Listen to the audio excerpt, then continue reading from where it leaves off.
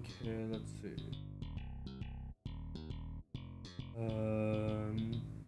Let's see. Okay. We're starting in a bit, and as you can see, I have not gotten my brain to stop hyper-focusing on the story, so... We've got more marching. Just keeping on that march.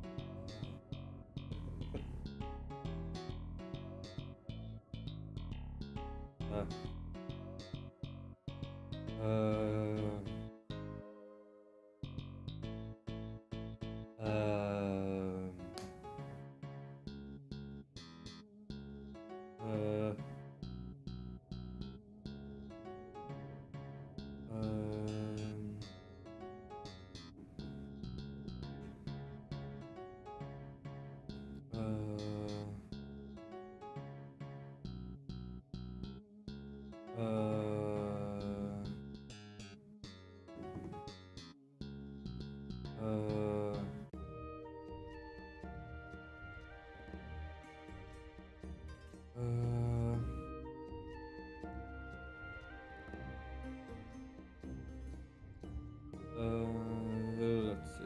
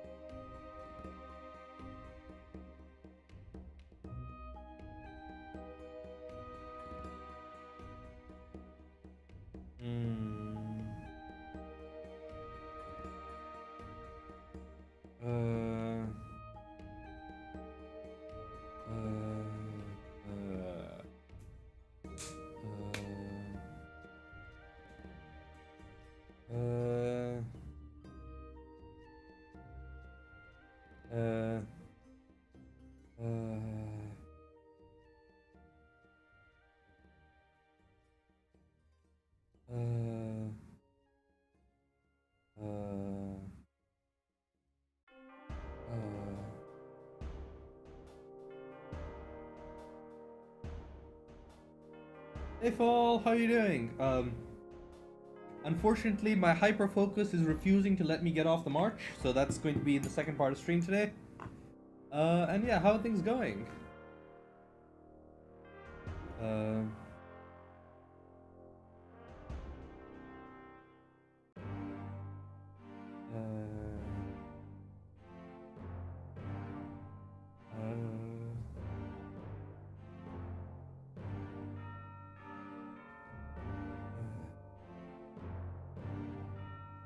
No worries, man. How have you been?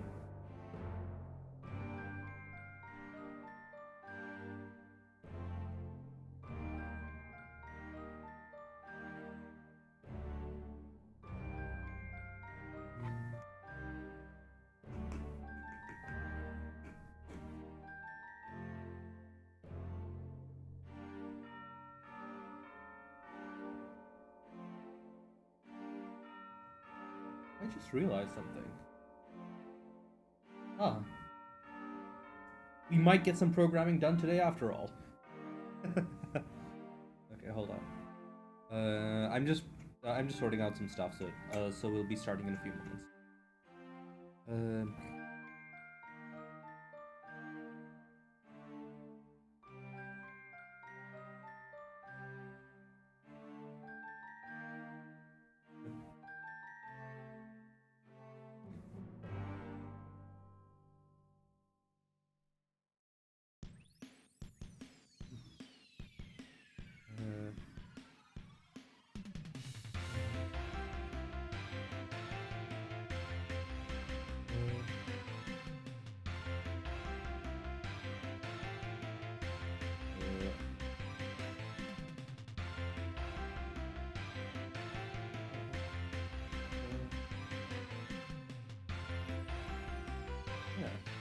Yeah, Fall, what have you been up to?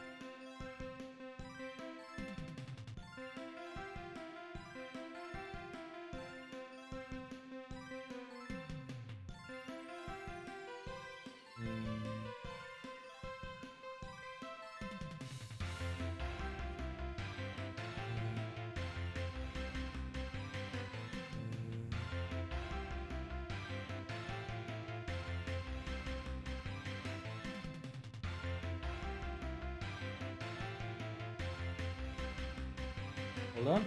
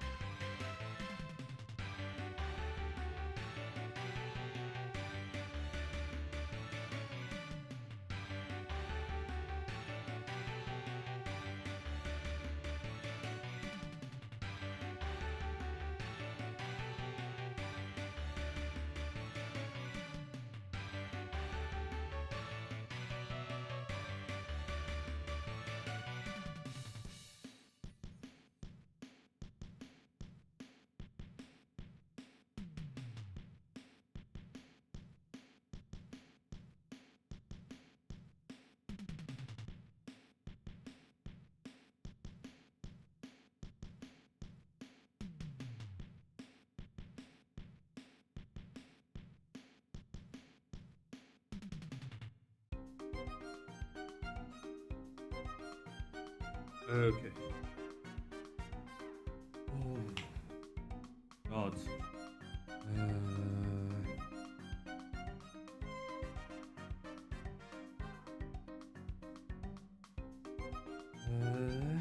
Uh.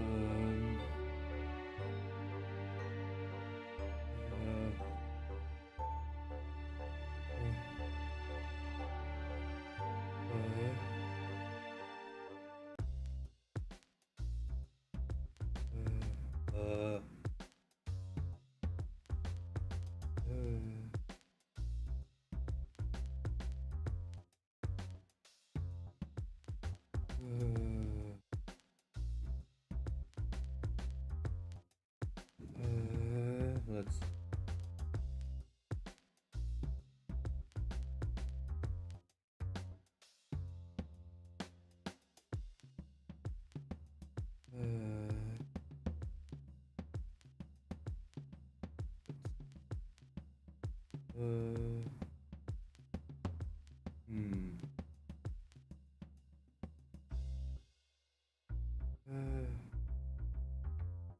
Let's see.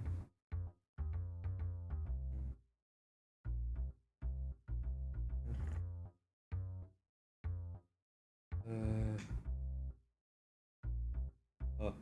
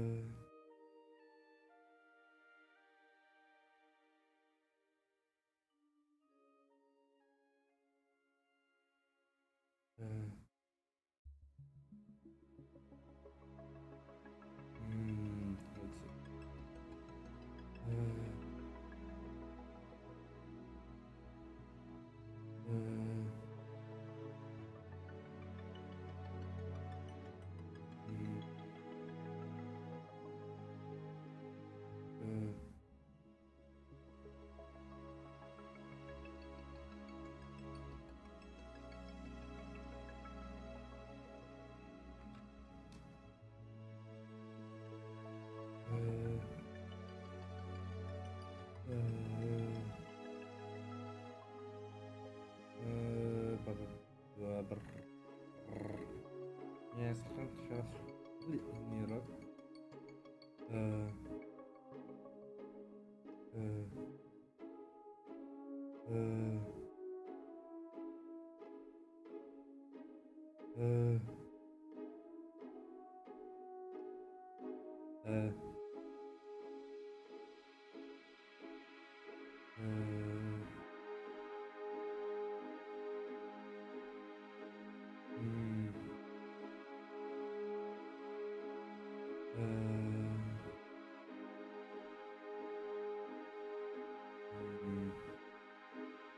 Let's see.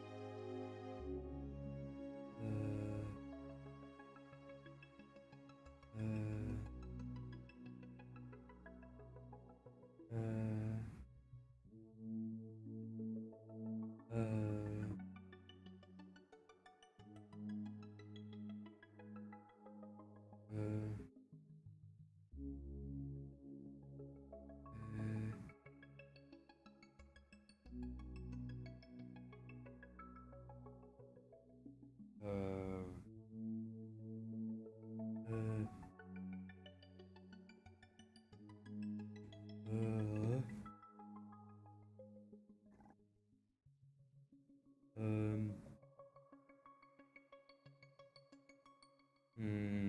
Let's see.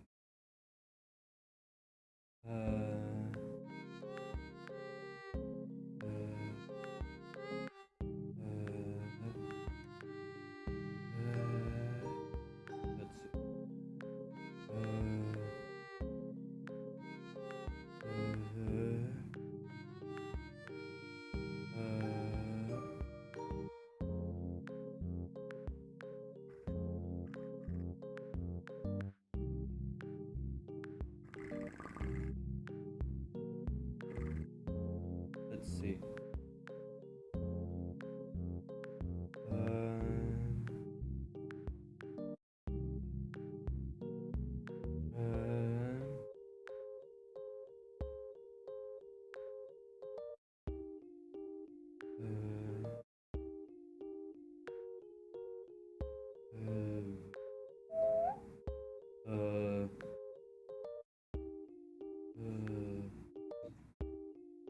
Let's see. Let's see.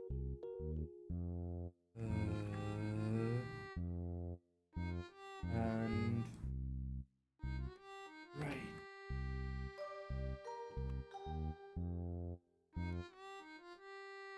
Okay. So.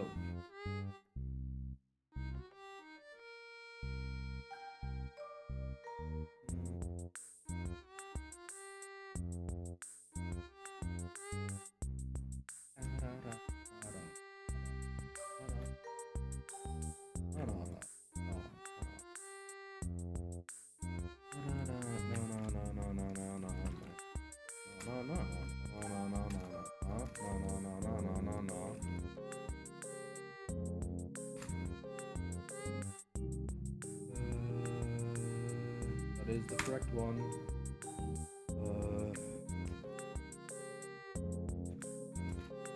Hey Zed, how you doing?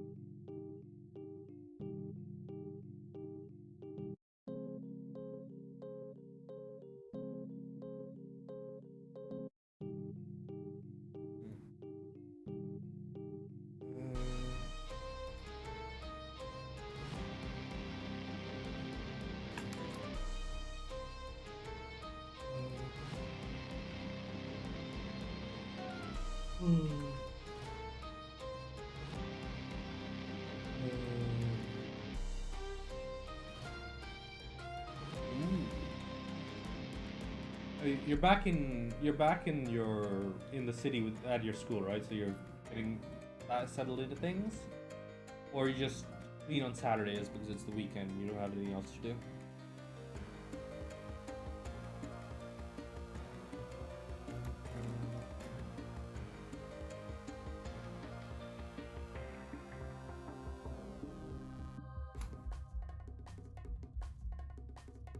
Oh, is that next week then?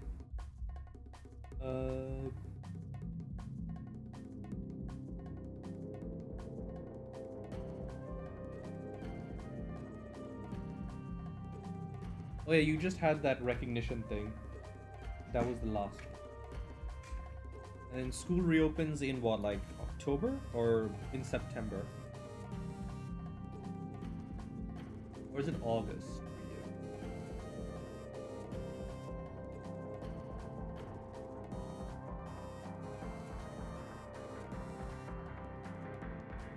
July. Oh. So I guess your classes ended earlier than mine did. I would have classes until like mid-July, and then it would start like first week of September or something back when I was in uni.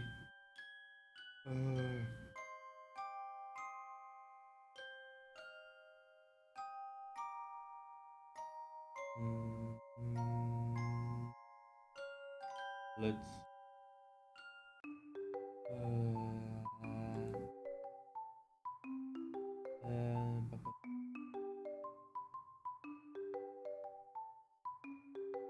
Okay.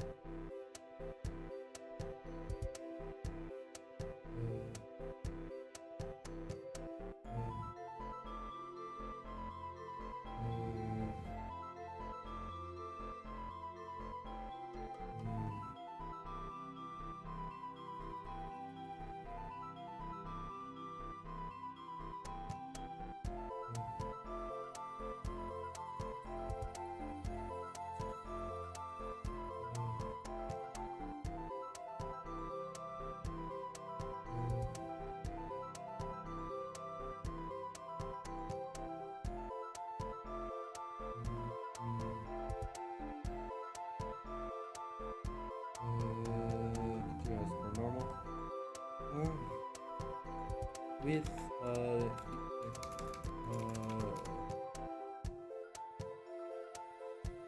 oh god damn it, it's wrong. God damn it, okay, that's it.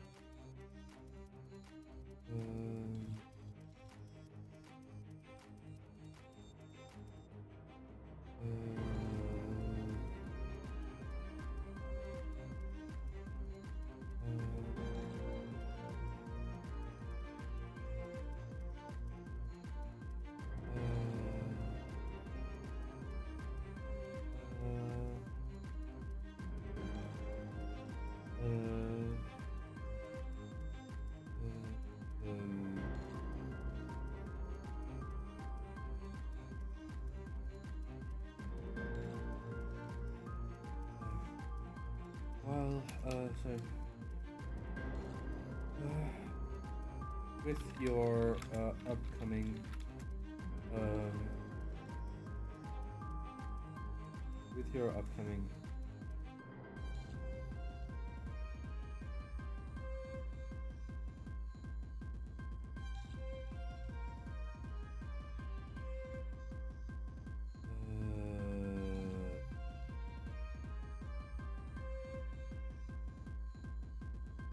with your upcoming travel, now perhaps coffee. Oh God.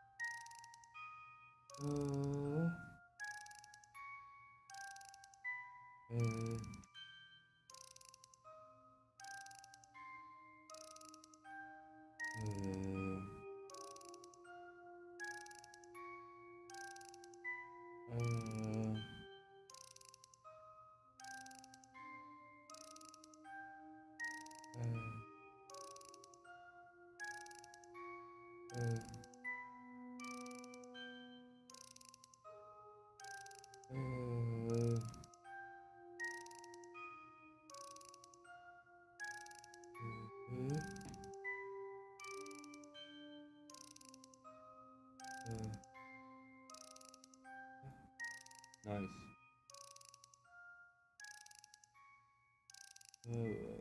Yeah, what's up? To yeah.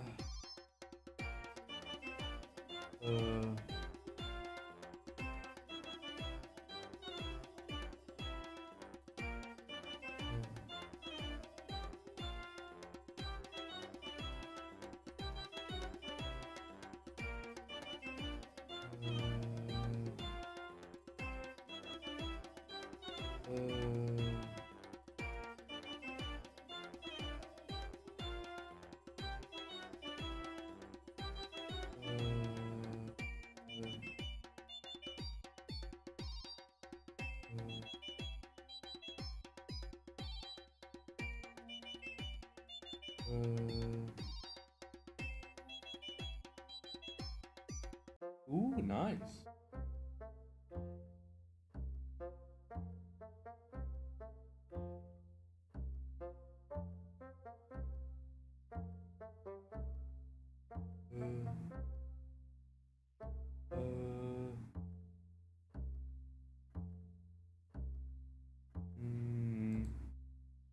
Okay.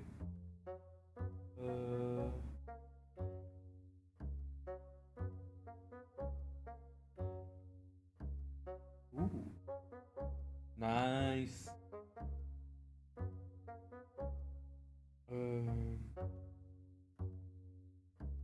With your upcoming travel, not time to. You don't quite have the time to perform side to experiment some of the complex effects that reagents or other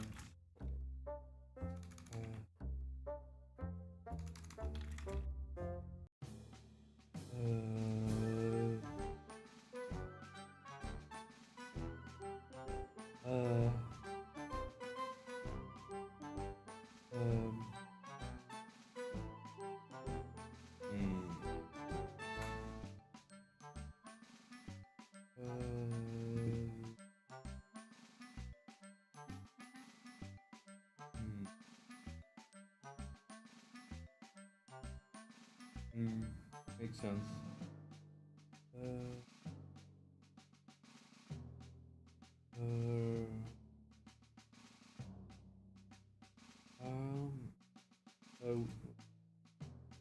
So, would have on your instead you focus on that's actually not the worst thing oh, for the previous one. Yeah.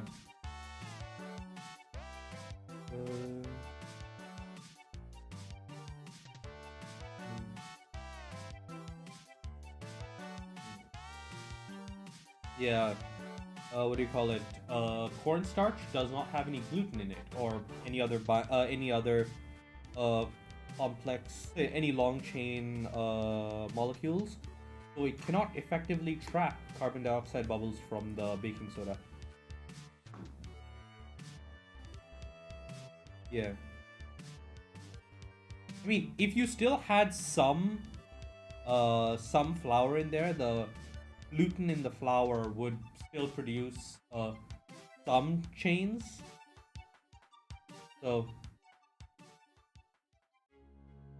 wouldn't have the same structure, but it could still capture some air.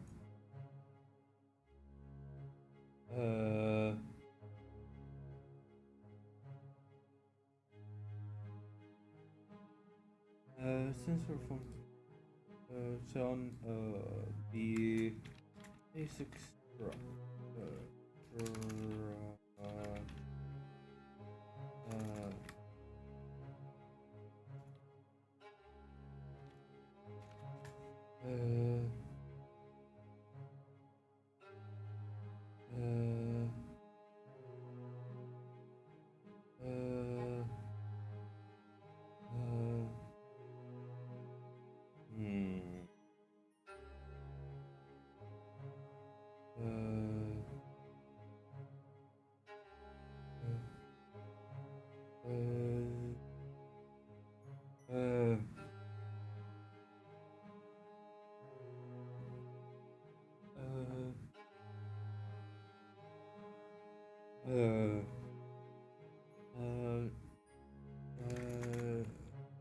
Testing some of the initial theories that you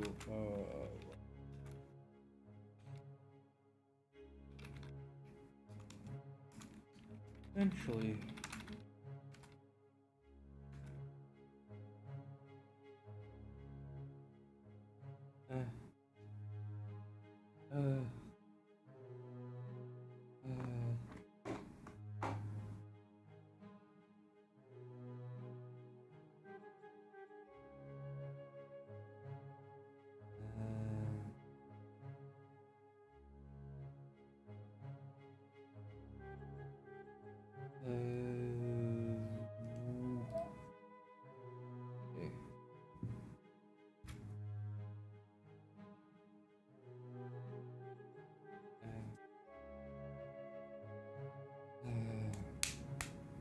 okay.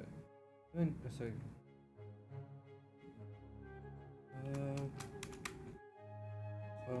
Working out something. Pulling on your magic eye star.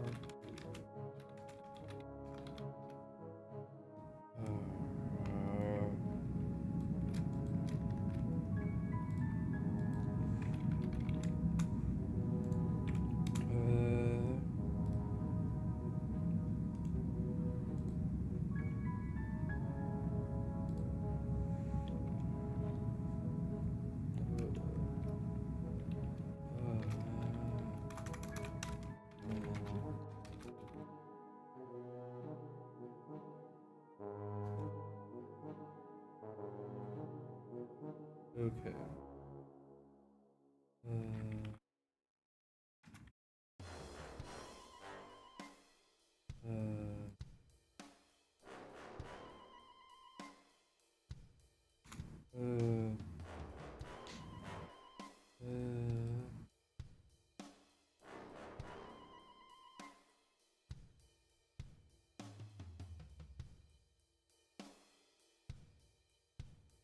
Okay.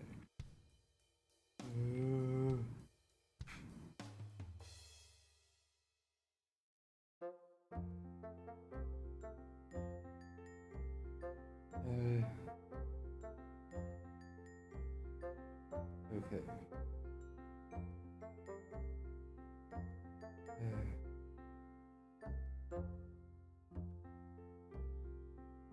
Okay.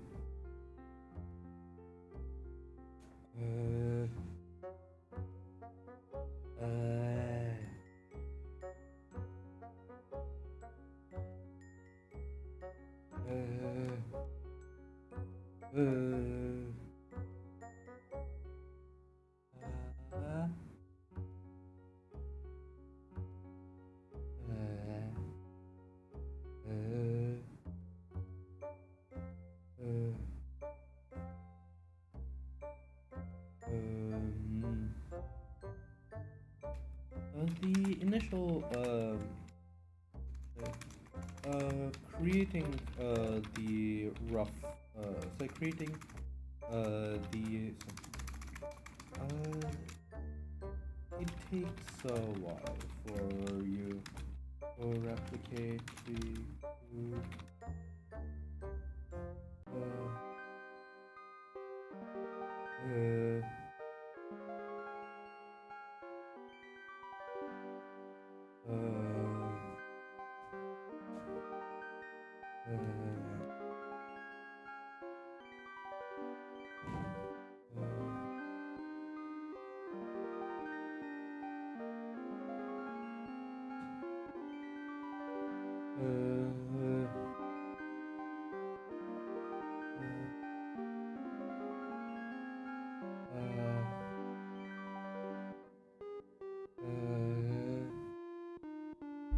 sorry.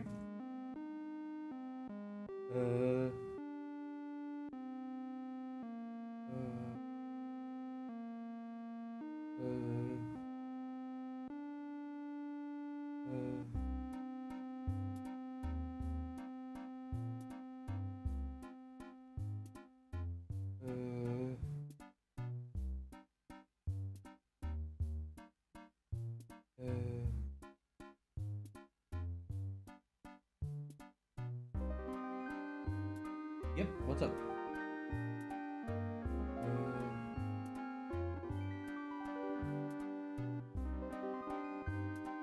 One cup is it's a volume measurement. I believe it's something like it will technically one metric cup is 250 ml, but one US cup is 237. So if you're not being particularly precise, 250 ml. But since cup isn't technically an imperial unit, if you're using like an American recipe and you want to be precise, it's 237 ml. A cup is inherently a volume measurement. If you're talking about 1 cup of flour,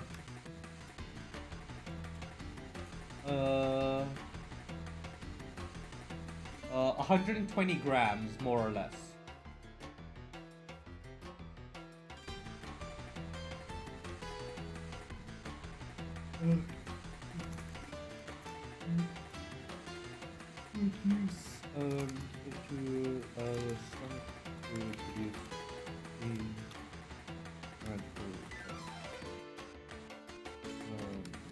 Or at least primitive version. They are still not particularly stable over long distance. Surviving. Managing only only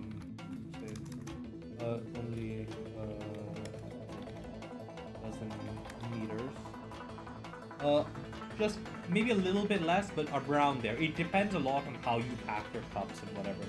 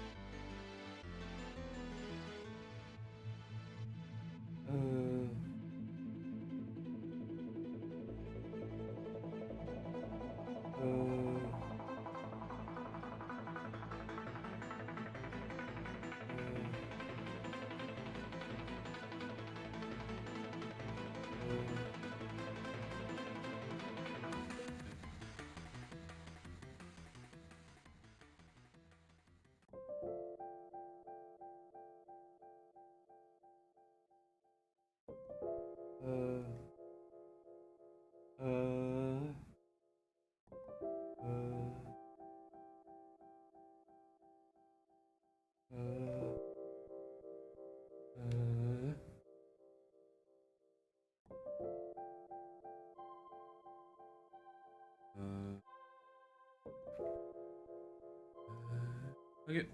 Cheers, man.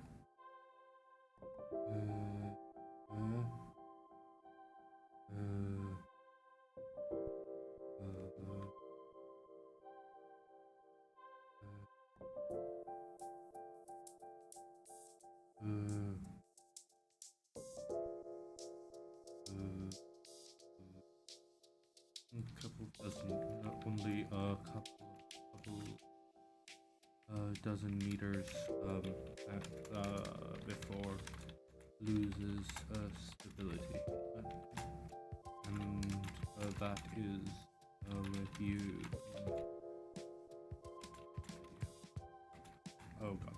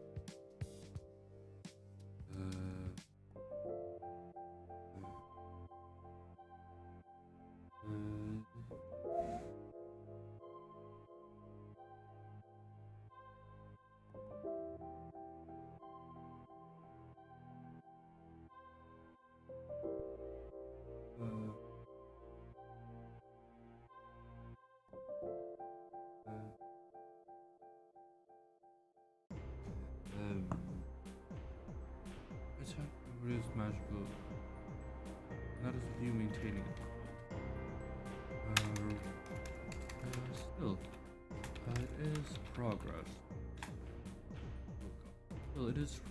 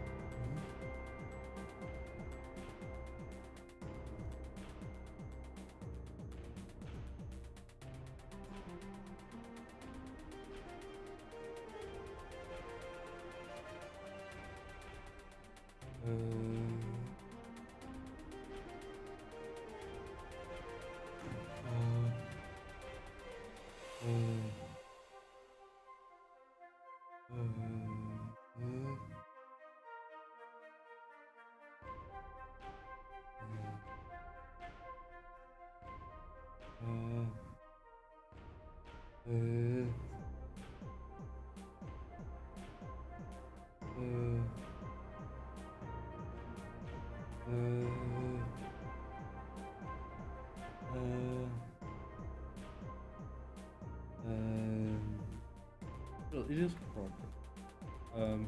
And you, and at least you have some idea of how to, of ways, so some idea, you have something to attempt to send with.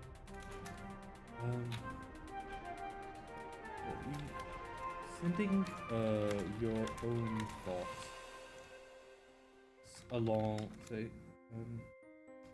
that in part proves quite complex. Sending pulses of magic and the lie involved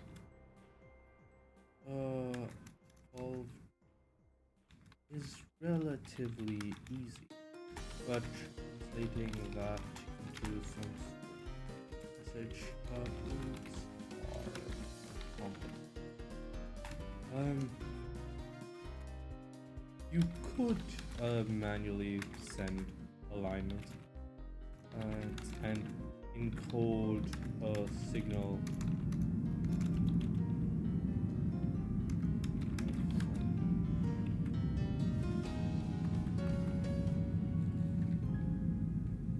Okay, apparently I have no idea what's causing that noise. That was weird.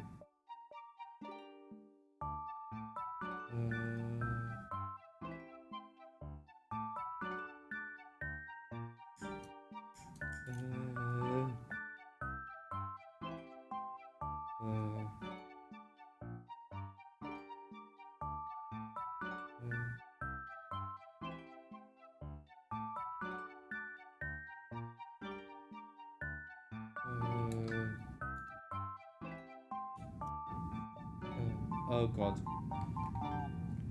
Yeah, there's definitely something going on.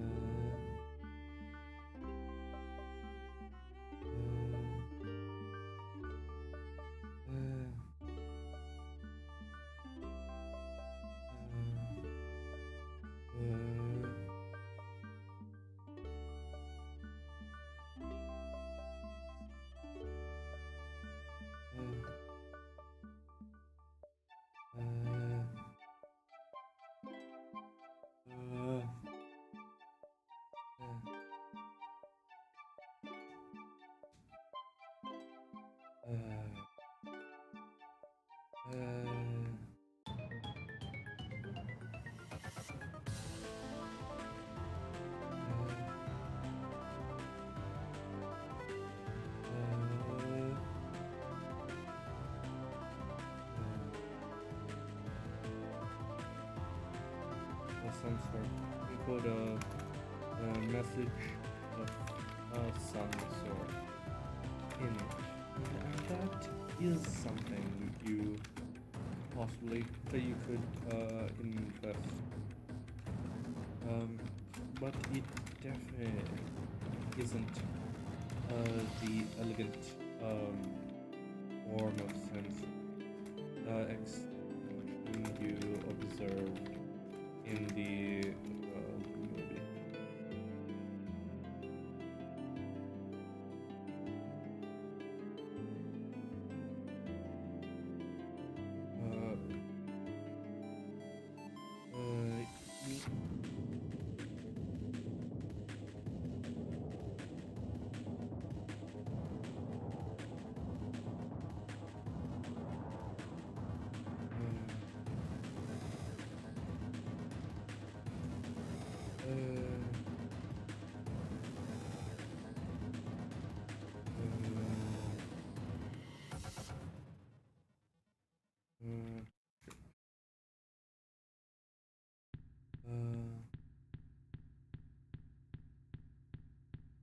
Yobi.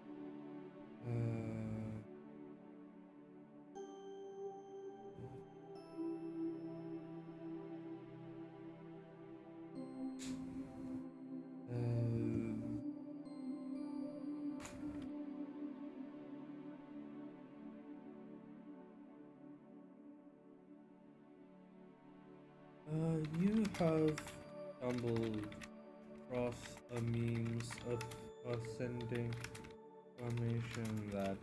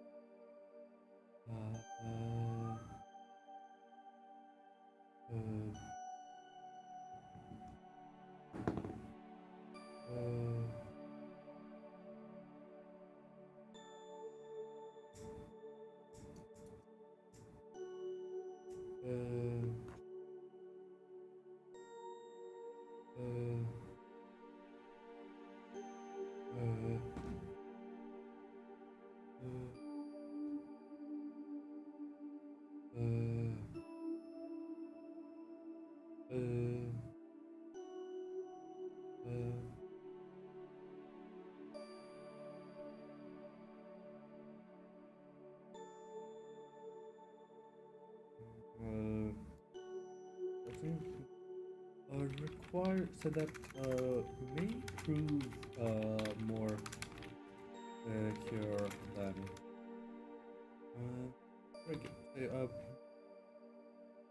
magically in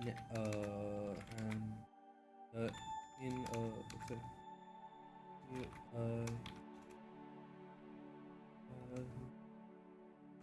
Secret information.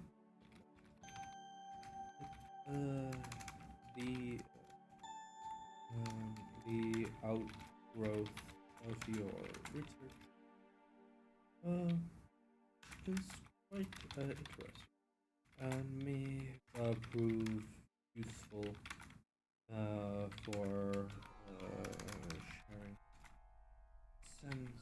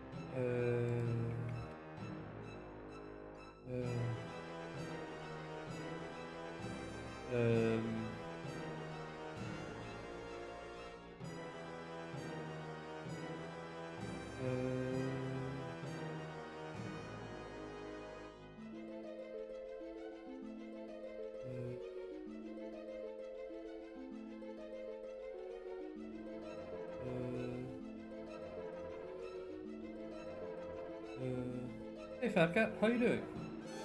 I'm almost done with the update for this one. I just need to roll for if there's going to be a secret event or not.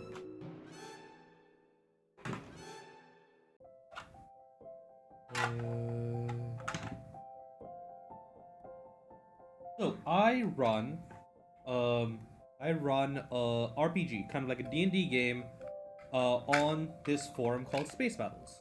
Forum is kind of like the equivalent of a comment section, but from 20 years ago. And people will vote on what they want the main character to do, and every day at the start of stream, I will write an update. And this is everything the character has done since the last time that since yesterday. And no event, so we're just moving on to the personal action.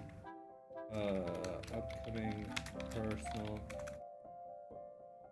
action.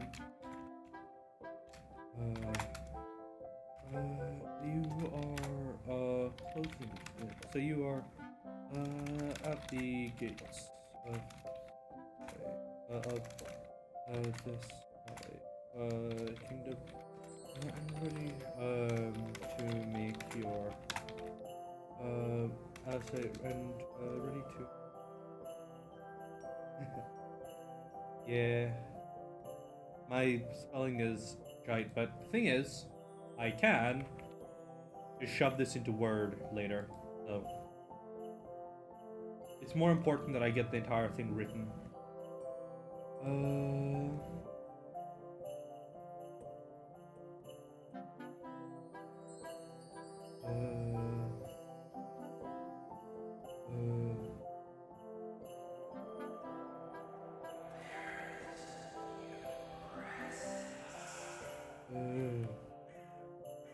You're at the gates of Sky Kingdom, ready to take your ready to and we'll soon have your be meeting with someone who could arguably be termed your greatest enemy. Unfortunately,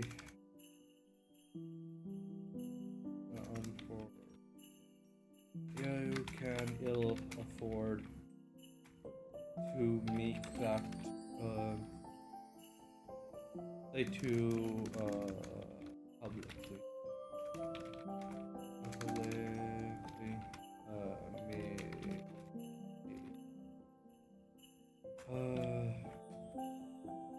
try and curry favor with others in his court to try and improve your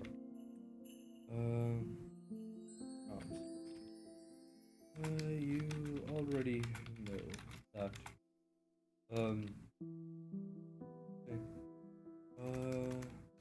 while you won't reveal your secret, so reveal the existence of your flying ships, imply that that you will be unveiling powerful, say unveiling new developments in the semi plan, and if and this may be delaying that knowledge could impact his ability, his I could give the other great nations significant advantage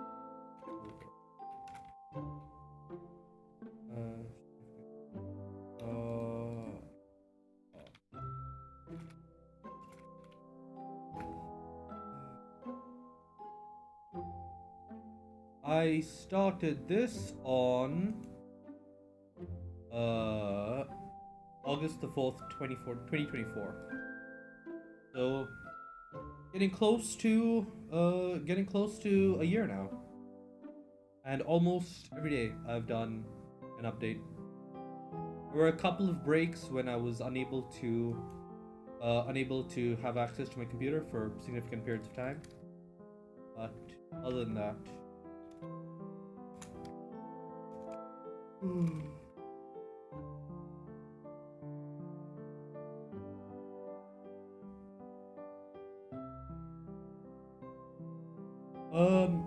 I mean, that's part of the reason why I stream. I'm not really streaming to try and like make it big or anything. It's just that if I stream, I've got 4 hours a day where I'm not working or doom scrolling, and I get to have some sort of like accountability for everything I'm doing. That last one hasn't been working super great recently. I'm supposed to stop streaming about my current writing project, but I am hyper focusing to hell and back on it, so I don't know what's going on. My brain's like, nope, you exist to write stories. So write that story right now.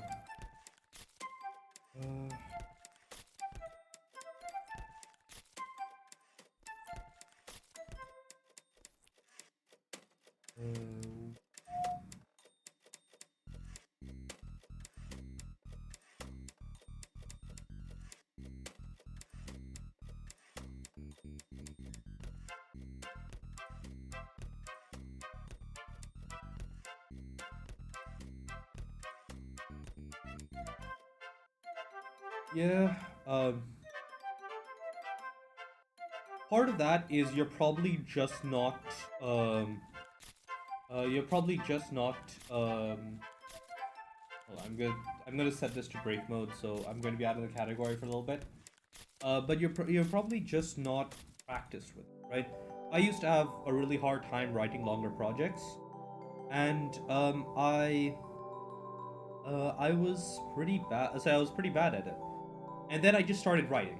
Uh, I have a bunch of stuff that I didn't publish, and then a bunch of stuff that I did, quote unquote, publish. In that, this is a story that I also post on Spacebattles. It's basically fan fiction, but it is part of a larger project. This is the March of Civilization. It is like a writing prompt kind of thing. It's a power set that you can give any character you want, and it's like technologically focused. It's inspired by the Celestial Forge, which is another system. This one's actually available under CC BY, so if you want to give this to a character that you're writing in that you are writing for any story that like for a story that you're going to publish and sell, that is perfectly acceptable. I have written every single one of the 351 perks that are currently in the forge, and as such, it is acceptable for people to sell the stories that. Sorry about the airplanes flying over me, I guess. But this is available if people want to use it for whatever commercial purposes or whatever. Though the extended version won't have that because that'll have fandom perks. And yeah, I've been writing about 4,000 words a chapter, and things have been going on and on and on and on, and I'm on chapter 10 and almost done with chapter 10. So once I'm done with that, so hopefully I can get my brain to stop thinking so much about it. And yeah, it helps. Writing fanfiction helps because it's much easier to. It's much easier to just focus on different parts of writing, right? When you're writing fanfiction, you don't need to think about the universe because you're working off an existing setting, and most of that hard work is done for you. You don't really have to think about the characters unless you're like messing with them. But most of the character personalities are already set. You've got an idea of what those characters should act like, and you can just kind of focus on the plot or or just getting words down, right? It's obviously not. It is obviously not as difficult as writing like an actual writing an actual story from scratch, an original work. Even if some people call what they write fan fiction, and it really is just an entirely original story with some names slapped on for branding. Oh, hey, say hi to Zed. He's over on YouTube. His message will pop up on the screen in a moment. But yeah, there he is. But yeah, I stream to both YouTube and Twitch, and chat is preserved forever in video form. So yeah, that's how things going.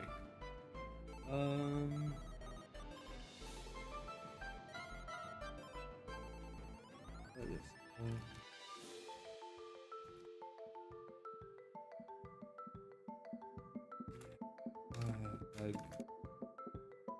I got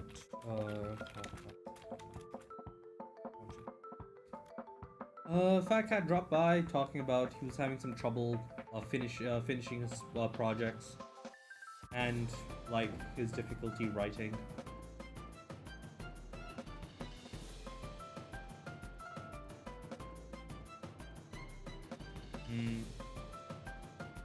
My recommendation for that would be to to read, actually, because if you're having like troubles thinking of more like, at least for some people and for me, I tend to get inspired by the stuff I'm experiencing. Like, before I started this story, I was on a huge Battletech binge. I am slowly running out of Battletech stories to read though, so that's unfortunate.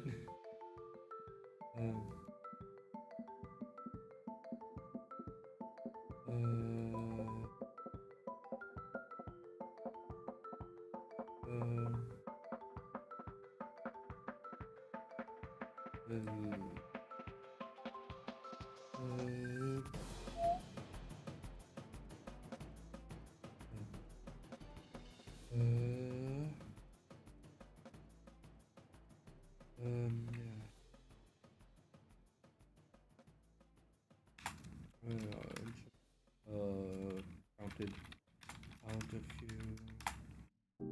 There's a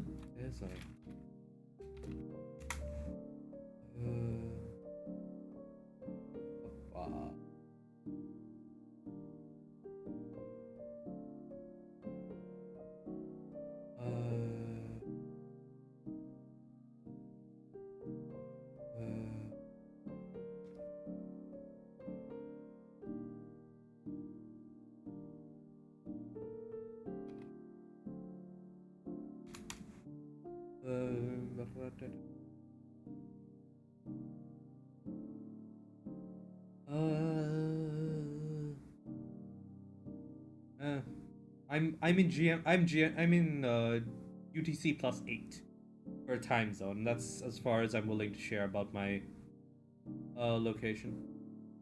Ooh, what you working on? Zed. Yeah, what do you work on, Zed?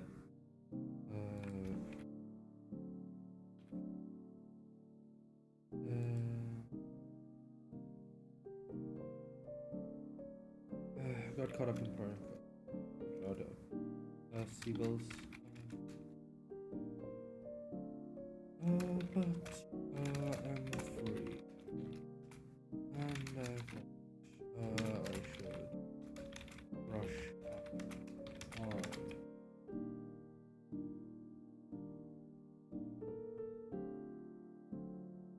Yeah.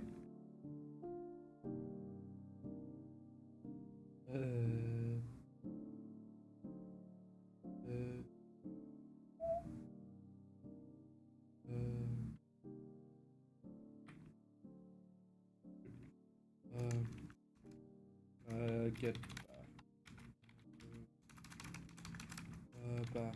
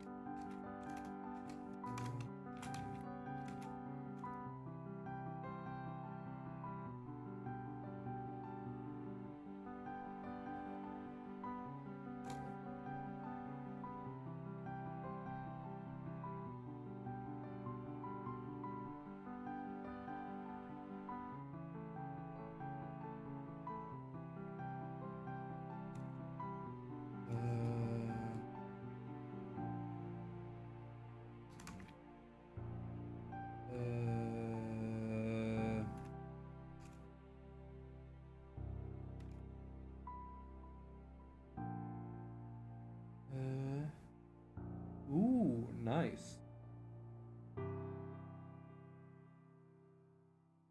Cool.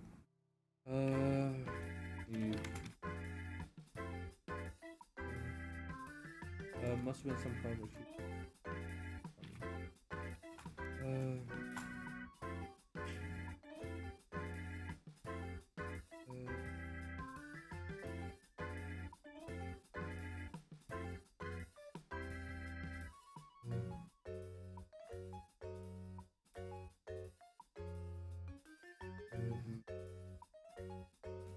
So,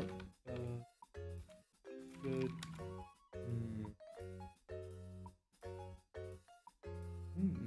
Yeah, that's always fun.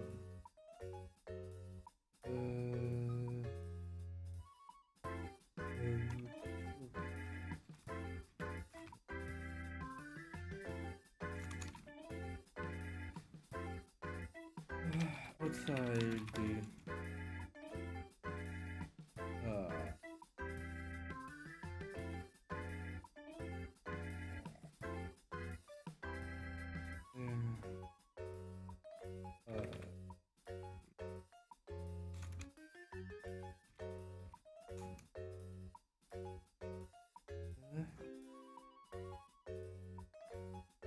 outside the range.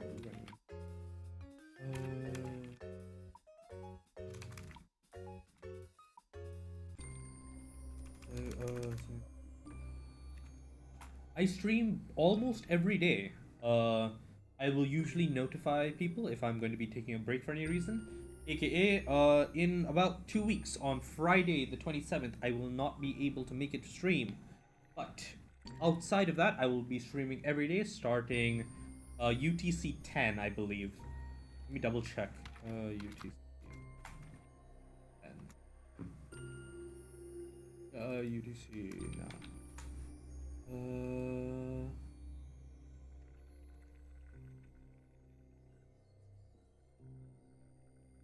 Yeah, UTC 10 is when I stream every day, and I stream usually for about 4 hours, and yeah.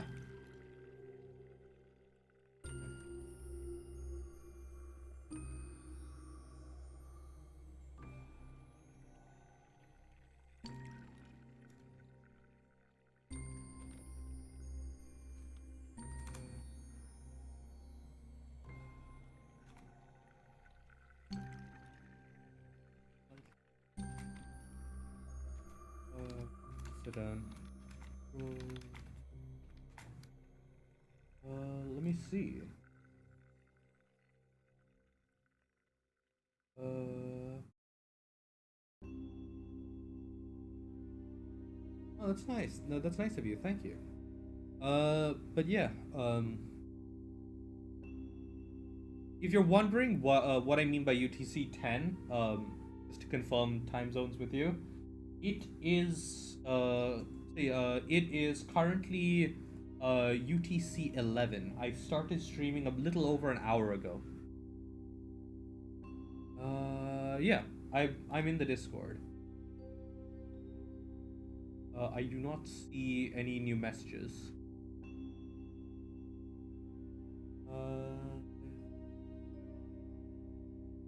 Goes along.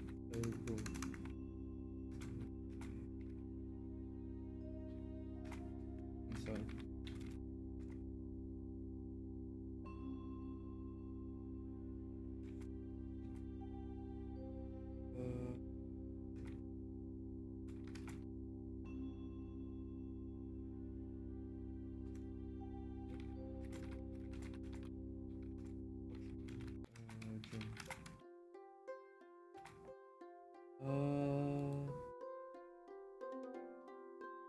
The time of the messages are always normalized to your particular time zone.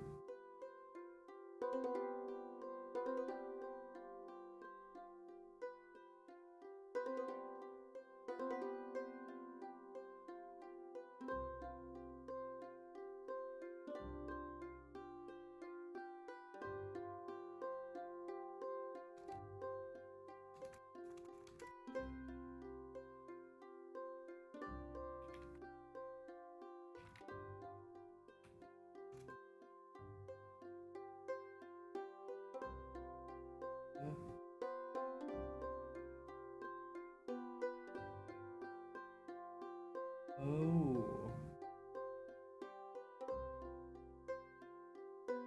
I might need to mess with that.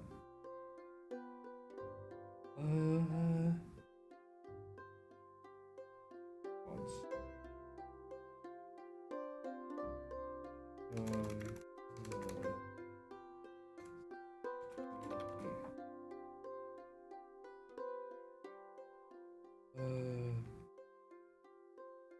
Speak the probe.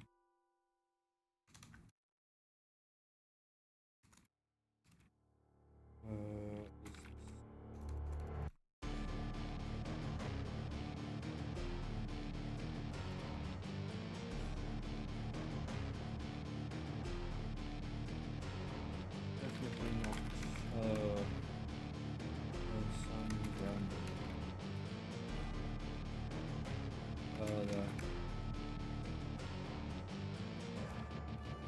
That we missed before. Yeah, this is the Heartbound OST sound. The Heartbound OST that that is available, that Pirate Software sells on Discord. It is the only set of music that I've been able to play on stream and not get copyright strikes for. Every other, like, I've tried royalty-free music, I've tried Kevin MacLeod, I've tried like a purchased soundtrack, and everything else I have gotten copyright notifications for.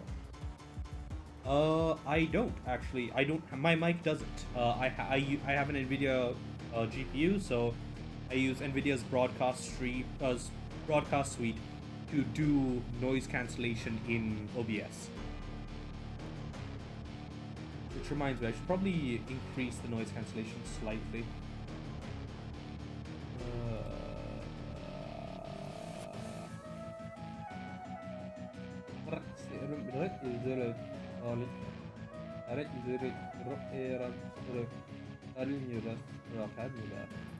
There we go.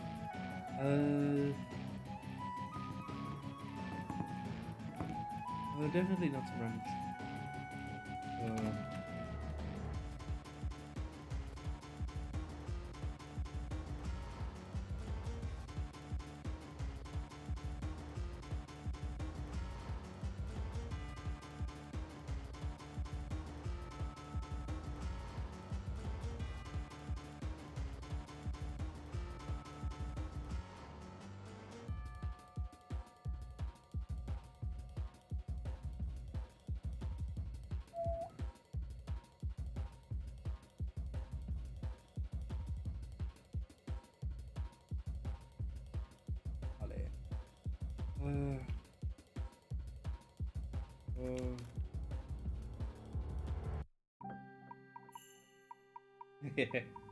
What part? The murder, or the colonization, or the giant cities, or giant pyramids, or the blood sacrifices, or the really cool mythology? Ooh, nice. Give me papata for me, please.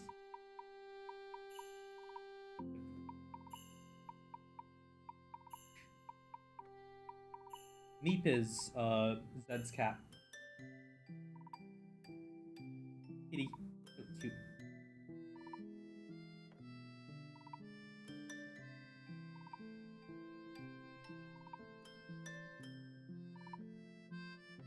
Are the pictures in stream chat? Yeah, there's a video of Meeper. Aww. Climbing over your keyboard. It's so scruffy. Gotten big now, hasn't she?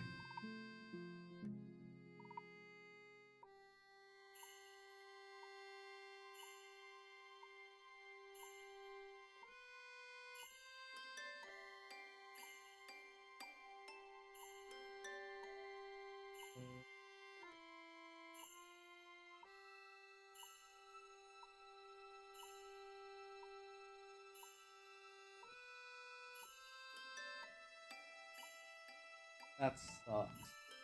Yeah, it's always a bit weird. Ooh, nice. It's always fun talking about OCs and stuff. Yeah, man. Nodded.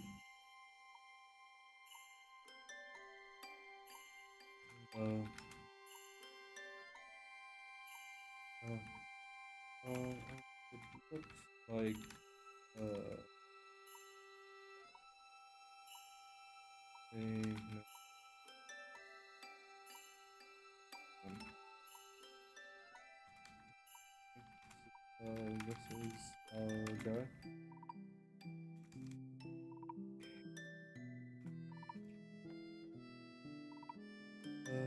It's our best. Yep. Zed can see it over on YouTube. On stream you can see the stream chat. That is available on Twitch and YouTube. So it serves as like a direct communication line both ways. No, the child sacrifices I believe are like part of the canon for Aztec mythology. Also, did you know that Aztec mythology, usually the sacrifices were captured from enemy tribes, if I remember correctly.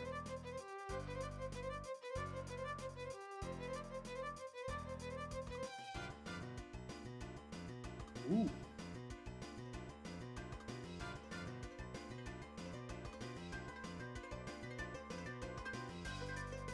Yeah.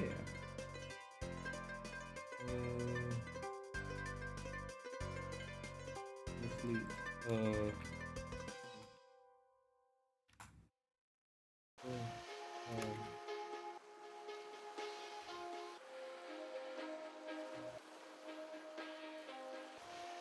I mean, true. True.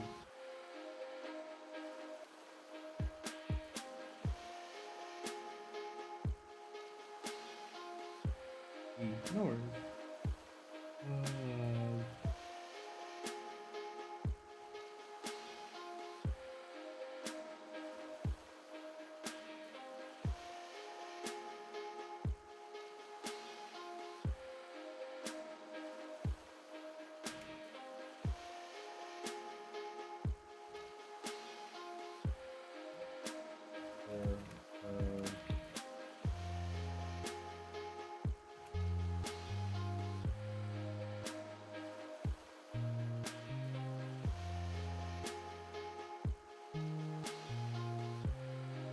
No worries. Take a sleeper.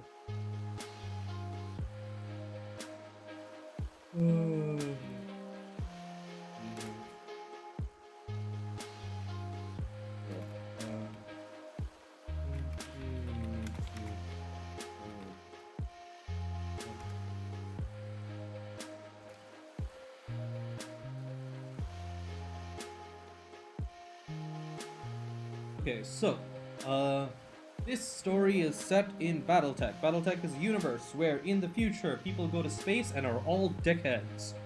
Basically, about I think it's like 3,000, about 1,000 years before the story, because of reasons, they concentrated the power in the hands of they like Earth combined into like one unified government called the Terran Alliance, and the ruler of the Terran Alliance did some stupid shit, and people claimed say and there was a huge war, and like now there are six-ish major powers in known space. They teleport. They have these ships that travel between stars, yada yada yada. Anyways, there's been like almost 1,000 years of non-stop fighting because these guys. Basically, what happens is they claim so democracy failed, so we are now the only thing that works is monarchy, and we are going to go back to having like a single ruler that is an inheritable title, and they have giant stoppy robots who all fight each other. As a part of these wars, they have gone and basically blown up any form of advanced technology and place of higher learning. So there's like this massive backslide. Except they still have like factories and shit, which means that they can make which means that they can make some of their technology, but they don't really understand it, and they all continuously war with each other. And in comes our main character, Jinderven, who has who has been granted by some unknown means access to the March of Civilization, a power set that I created and am distributing for free. I already told you about that. But basically, the March is a power set that focuses around giving you knowledge of how to, giving you like knowledge how to make shit. Right? That's what the whole power set is about. It is you get more information and then you're able to build stuff. And you're like a force multiplier. You're a support hero. And Jun is so far invented a couple of things, and most recently he invented a water purifier. And he did not say he is not well read about history, because he would, if he was, he would know that the last time someone created a water purifier, they nearly drove an entire like a good water purifier they drove an entire industry out of business. Unfortunately, because of technological regression, that water purification technology was lost until, and now he's invented his own version, which is close to being as good. And as a result of that, uh, he's getting assassins. So he's getting people who really want to kill him because, uh, there is one of the major factions bought out the old water transportation company, so like ice transportation company, when they were going under due to that old water purification tech, and now that they are once again faced with the existential threat of humanitarian technologies, they're trying to kill off the only guy who can make them right now. So things are happening. Yeah. The problem with knowing the history is that all the people who know the history are dead. Well, most of them. I think there's like 8 planets in a area of space 600 light years in diameter that have enough knowledge, like actually set up universities. I mean, in canon, I've altered things slightly to make the inner sphere more populous. So, um, there's probably something in the neighborhood of like a couple dozen worlds that have enough people that some level of higher education exists.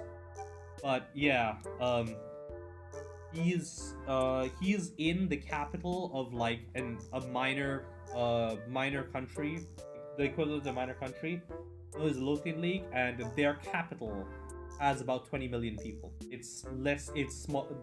There's an entire planet with less people than New York. So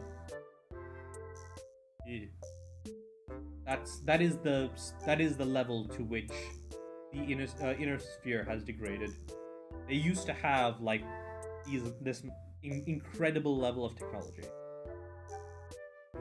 but now they don't. Obviously, we do need to confirm before we go.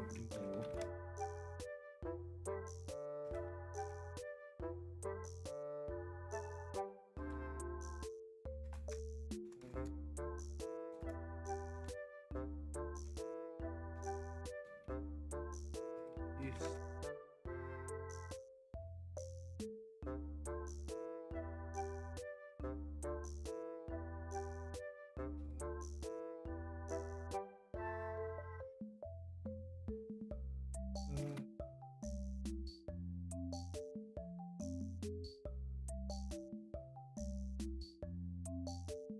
Yeah, that's always like post-apocalypse kind of thing, and like BattleTech is like semi post-apocalypse in the sense that um because of the way say because of like the immense wars that have depopulated several planets, and like deliberate attempts at denying the technological advantage to other factions in the setting, um, they have lost basically all of their advanced technology.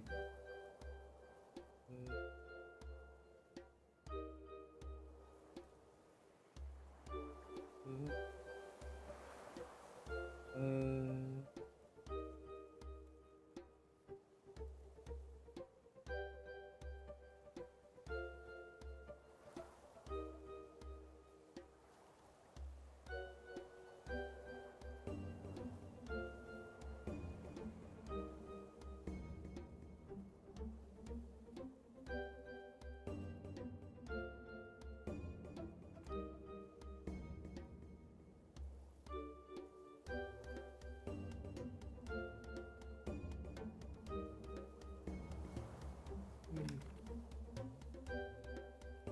Legend. They. Uh, behind.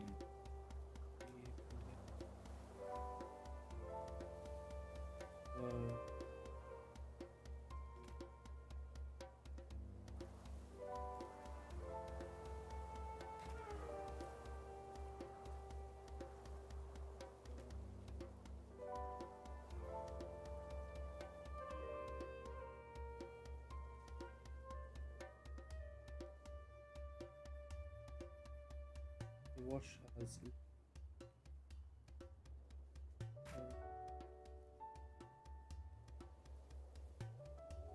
yeah, BattleTech's only been post-apocalyptic for like the last 700 years. I mean, in the story, it's 2990-ish, and I think everything went to shit in 2600. It's only been like 600 years. It's been half a century, half a millennium.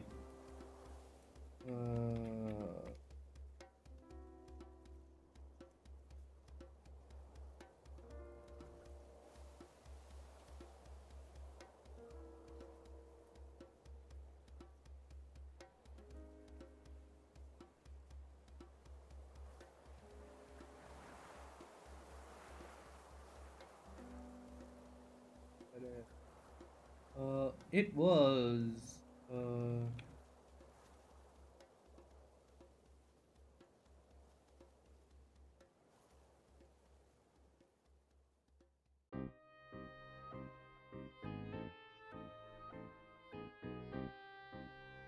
where the hell are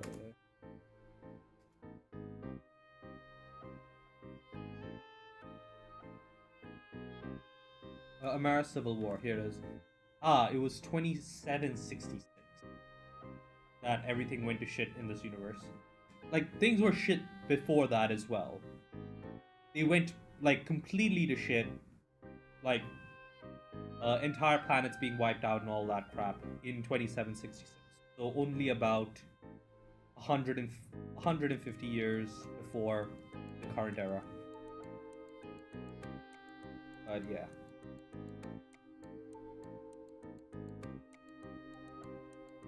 They watched as he headed back behind the building.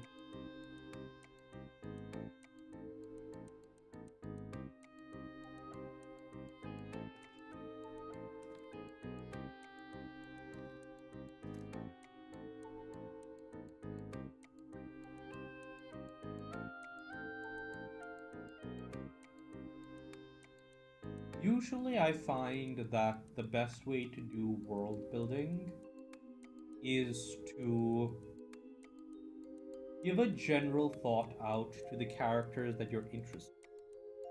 Like, and like to set general rules for the story. And then in the future, if you need new characters or things, you go back to your original world building and expand from there, right? So usually what I do is I start off with the original setting, and then I try and I establish what my protagonists and what the challenges that they're going to face look like. And then I kind of work backwards from there to try and create a world that such problems and such protagonists would exist in. And then I go back from that world into the story and try and figure out what other characters must exist in that setting, right? Like I wanted Jun, like in this setting I created the original, like the starter world was Melpomene. I knew that I wanted to introduce a character to the setting that actually had hope for the future. Everybody else in this universe has been struggling with centuries of war and constant conflict, and entire planets being depopulated, and basically eking out an existence where everything is continuing to get worse and worse and worse and worse. And as a result of this, like there will be people in this setting who remember stories from their grandfathers about the age of the Star League when everything was awesome. um like old people in this setting who will do that. And because of this, the general feeling of the of the of your average like spheroid is that they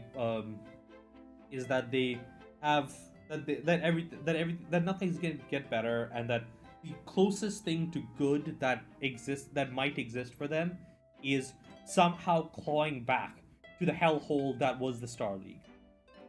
That was when that was like the peak that humanity achieved. And I wanted Jun to have like an actual sense of hope and like an like a dream of how he wanted the universe to look like in the future, and like a reason to try and want to try and make everything a better, make this world a better place. So as a result of that, Jun Jun is designed to Jun had to grow up insulated from all of that, spoiled in a way. So I established that okay, they must exist on a planet that is like basically entirely isolated from the inner sphere, and the closest thing we know to that are the Comstar hidden world, which are these worlds that were removed from most star charts and everything. And those are still kind of messy because they're all indoctrinated into like this one techno cult's plan to like enforce technological stagnation onto the rest of humanity, so that one day when everybody devolves into primitive shitholes, they can rise up and like become the ruling class overall of humanity. It's a whole thing. And so I created my own version of that. I created Melpomene, which is a planet that was colonized just before the first like major conflicts took place. And as a result of that, they as a result of that, all records of their colonization effort were lost. And there was like a couple of people who knew about it, and because of that, there's this one jump ship, the Autumn Tempest, that comes through this system once every 4 years, and they refuse to let anybody else know of where this place is, because Melpomene has a hydrogen distillery, and they have like a hydrogen plant, and they have like really good supplies of metal. And because of that, it's the perfect place for them to do like long-term repairs that requires just like sitting in place for months. It's a place that they can just kind of relax, and it's like safe because nobody else knows where it is. It's out in the middle of bumfuck nowhere. Nobody would be looking for planets anywhere near there. It's like at the edge of their jump drive range and everything. So they have this secret world, this secret system that they hide away in, and they what do you call it? And they set up there for months at a time to do repairs. And this is this isolated cradle in which someone like Jun can exist. But for that, since that exists, we can extrapolate forward and say what are the other characters that we can introduce. So we had Sharad, who worked in this colonial era deep storage facility, which they called the cold storage. It's this massive refrigerated provision store that was built as part of the original colonization effort. You have old man. What do you call it? Old man Quincy, who maintains and manages the hydrogen plant. You have Nia Rowan, who is the mechanic from who is like the mechanic, the previous mechanic of the Autumn Tempest. She retired to Melpomene, and now she makes spare parts for the Tempest, or like whenever they stop by, in every few years.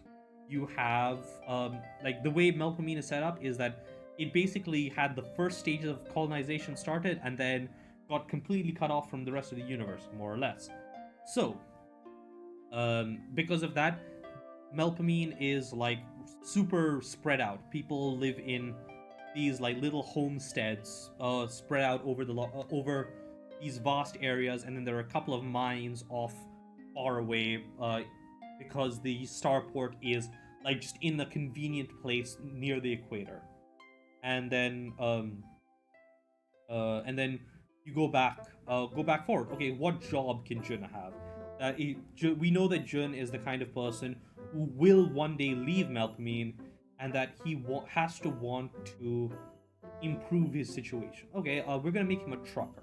He travels between all the different places. He managed to make something of himself early because he like accumulated resources and bought this somewhat damaged truck from this person, and is like an entrepreneur selling services such as selling like doing this delivery business, and then also selling electricity from his truck to the homesteads that need it. And then okay, so he got this truck from someone. Where did he get it from?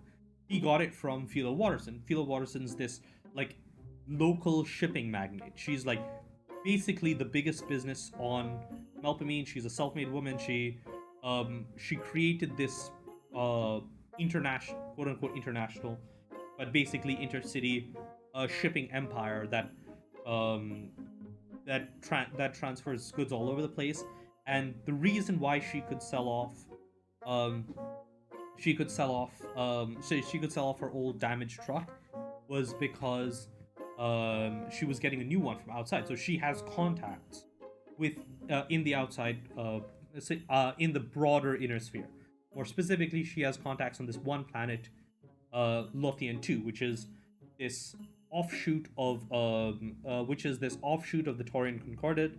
That's important because the Taurian Concordate has like this cultural history of being well educated. It's a thing that that they have a point of pride in, is that even if the rest of the world is going to shit, and most planets, even in like all the big countries, have trouble educating their citizens, we are not like that. We have the knowledge. So we preserved that tradition from the Star League. So that means that Lothario 2 is also a place with some level of education. It's not got the same level of education as the Taurian Concordate, but it provides a place for Jun to go to start filling in the pieces that the march doesn't give him right away, or give Zer right away, whatever. And yeah, that's how you kind of go back, and that's my process for how I do world building. Is I start with what I want the story to be about, develop the world that could bring it, and then just kind of expand from there, working out the way it will shape the story and then be shaped by it in turn.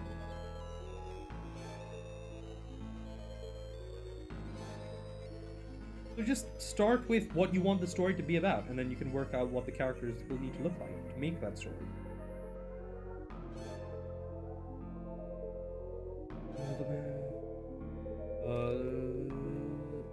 It was just that yielding the pistol.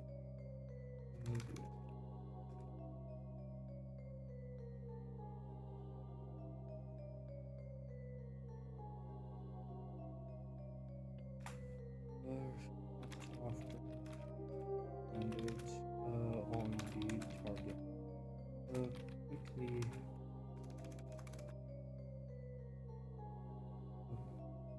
in rapid, quickly closing in on the bowl as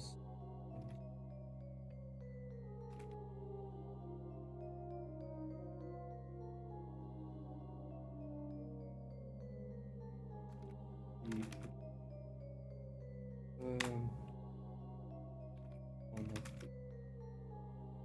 one of the one.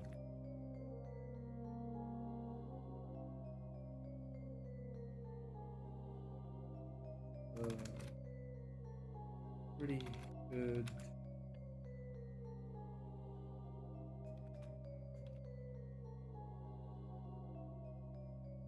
Maybe maybe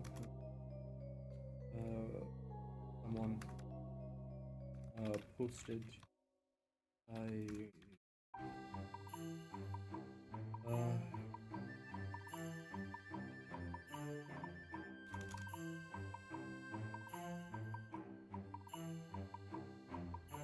the other one.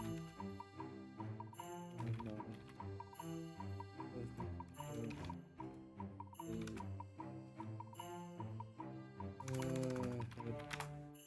Watcher. Watcher gets head. Better. Grouping is a Y.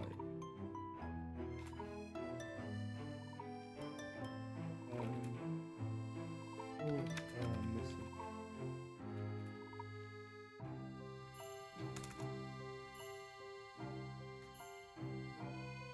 Not like they have pretty. They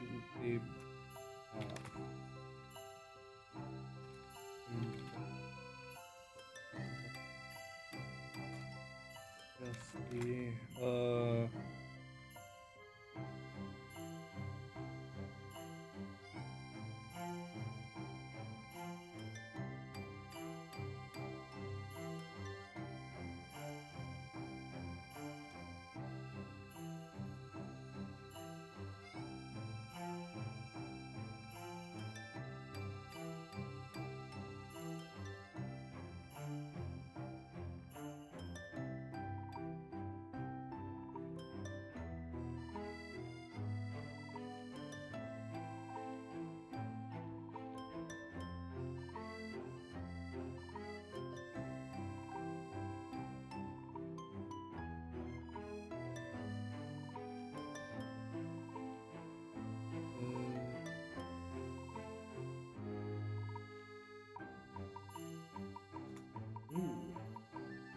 that is all. That is something that Jun would have to think about. Like, Jun would have to find out.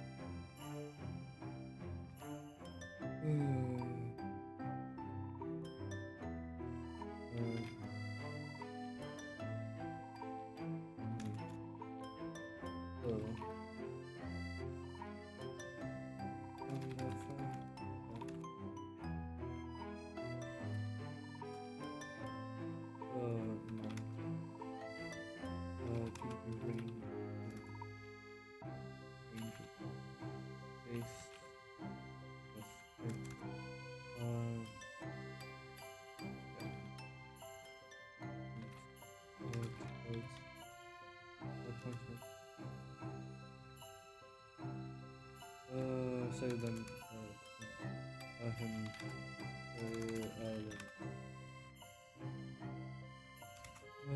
No worries, no worries. Yeah. What? So, what's the story you're trying to tell with the post-apocalyptic thing? Like, you've got a setting, right? You've got the whole, um, uh, like, like a long, long time ago, things used to be really cool, but now there are, people, let's say people on this planet, and nobody knows the true history of it, right? And there's like some elders that are, uh, like keeping a secret as to what's going on, but like, what's the plot? Like, what's the general idea for what you're trying to get across here?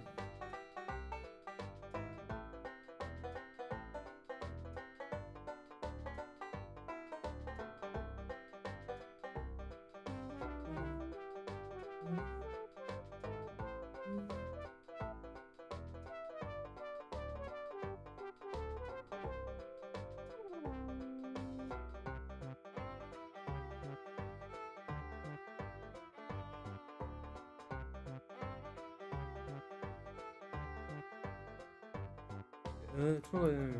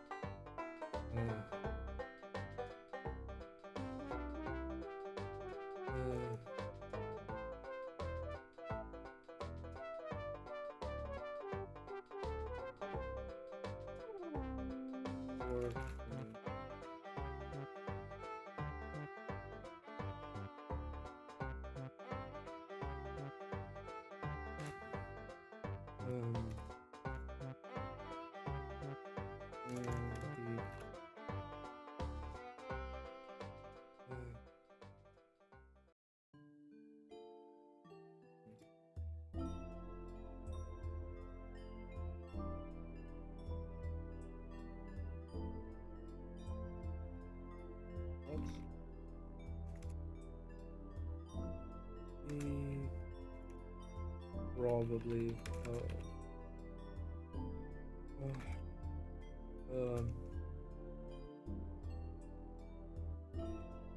We have a name.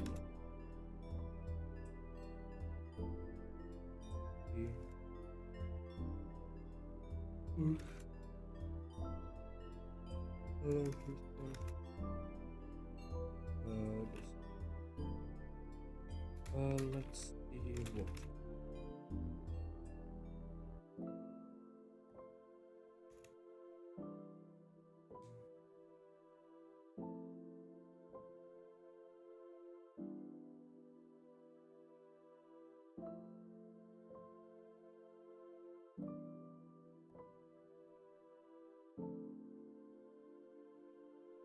Probably someone who were.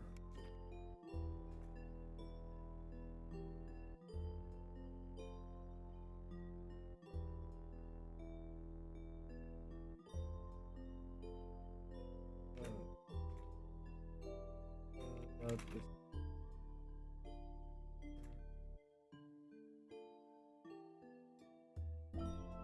Other.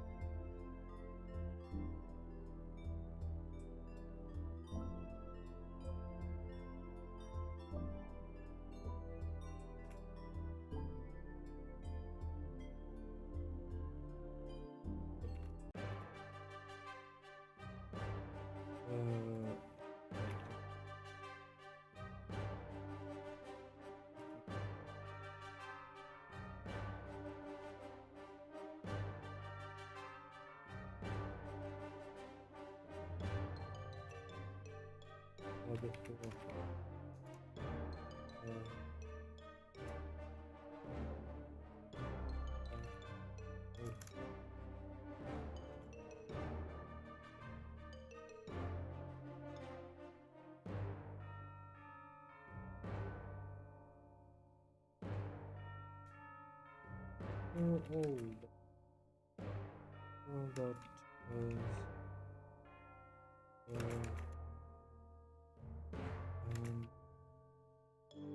there was something to be said about healing.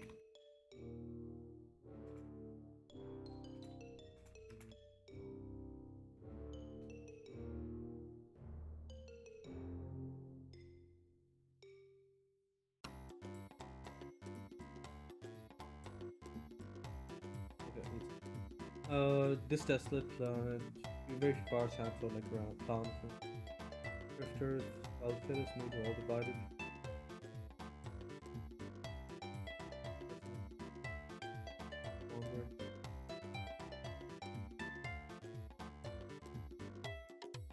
Yeah, no, I get it.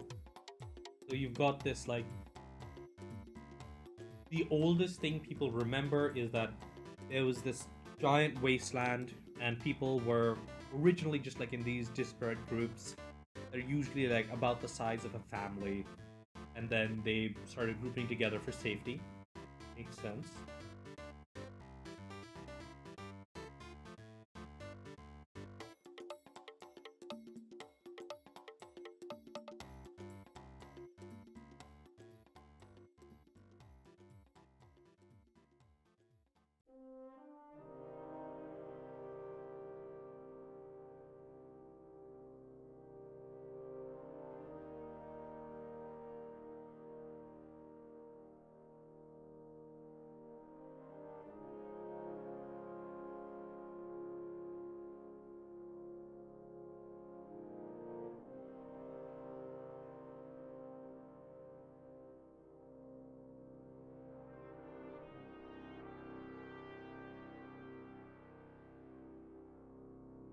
What's the secret the elders are hiding?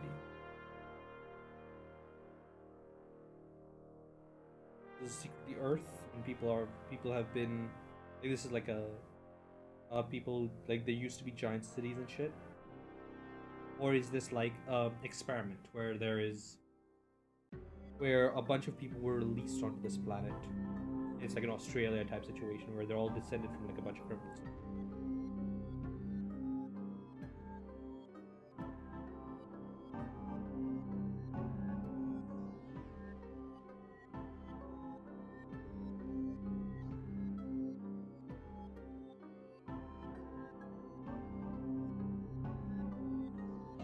Nothing.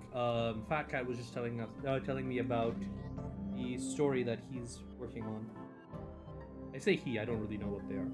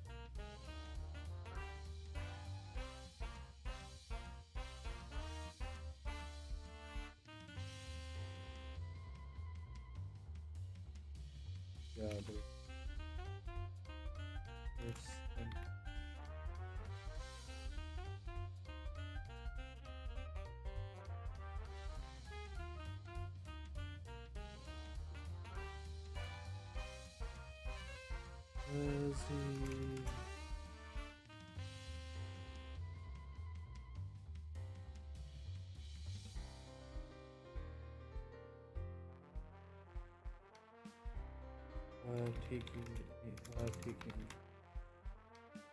target.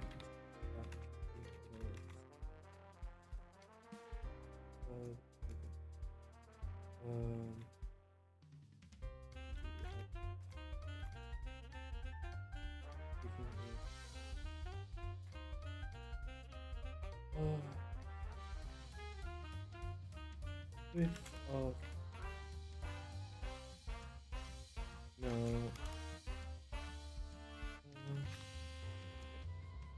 The zone was born. Zone is like giant dome-like city where essentially where all the people live. Okay, cool. Harsh winds to the town environment. The outside zone is safe. Cool. Yep. So you've got this arcology set up. Yeah.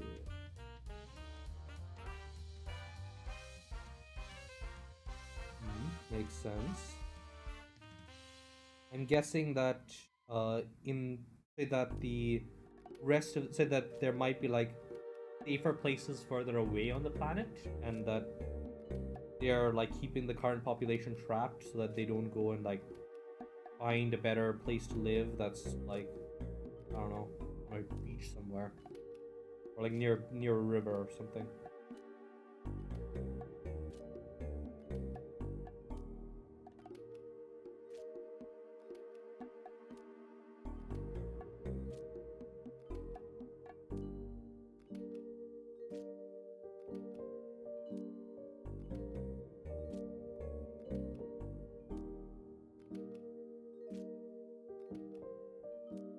Proceed.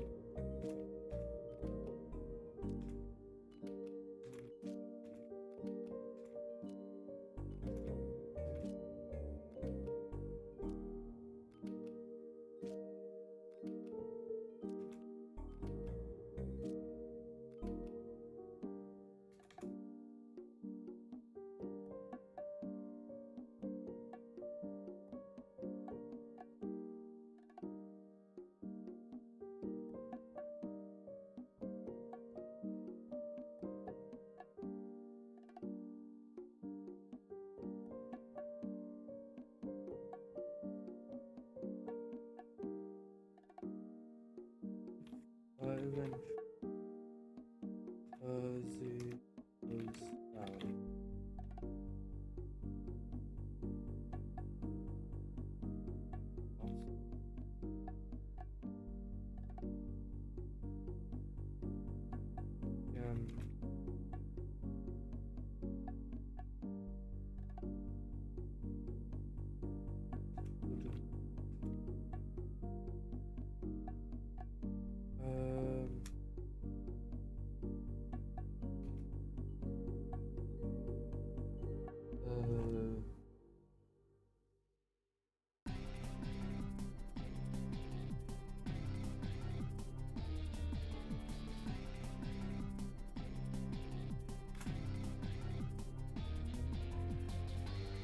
Currently, what's the current count on the dialogue?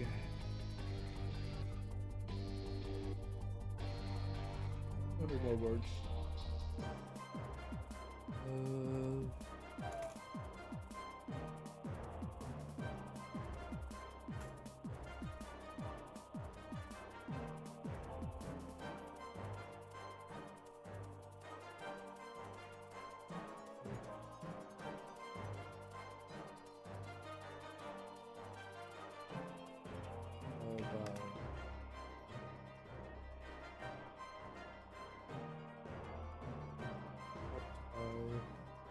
What's the places tag?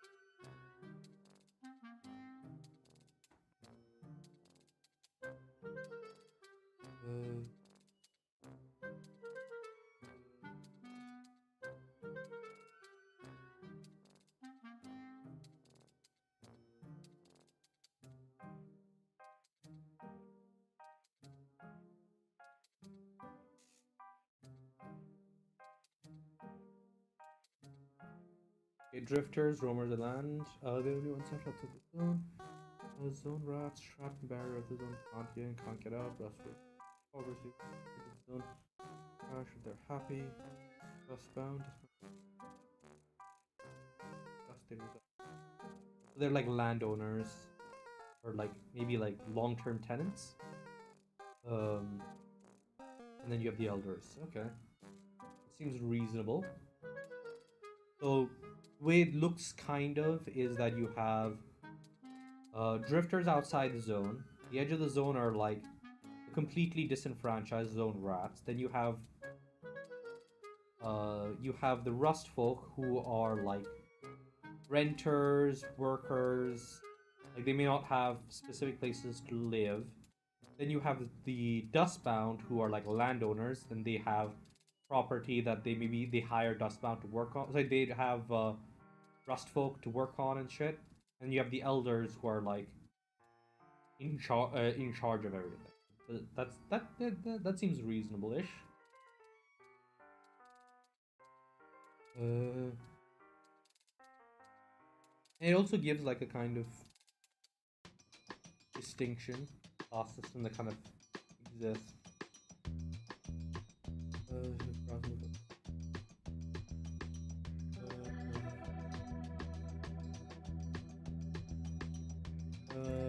Good.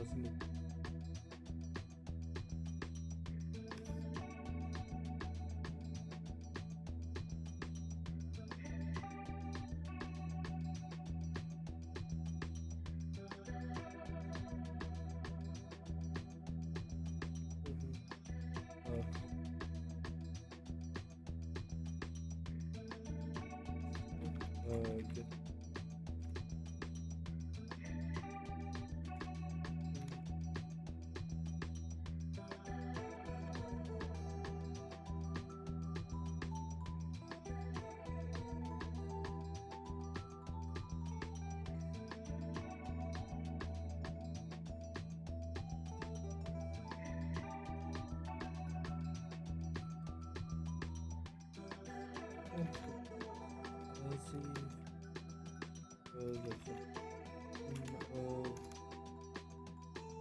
The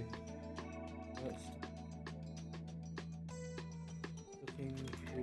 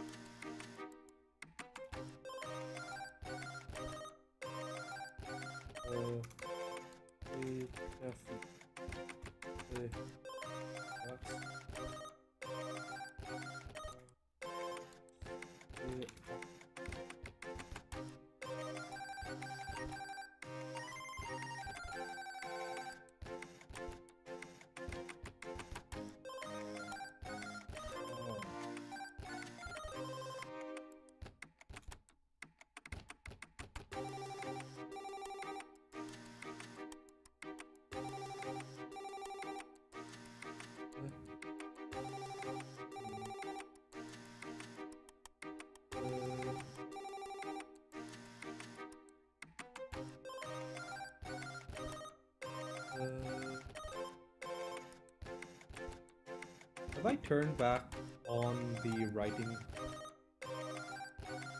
I did not. I'm not in the right category.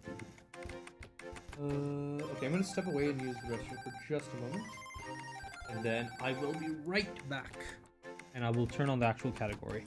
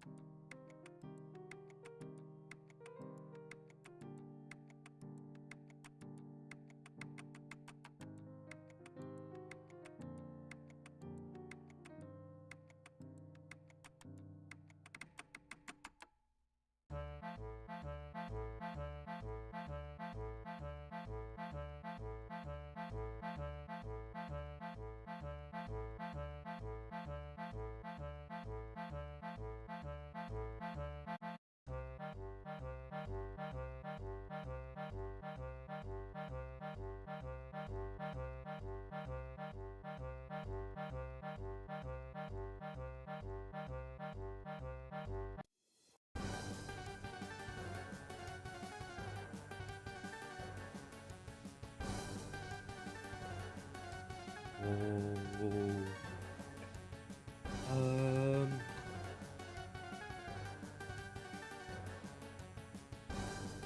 Okay.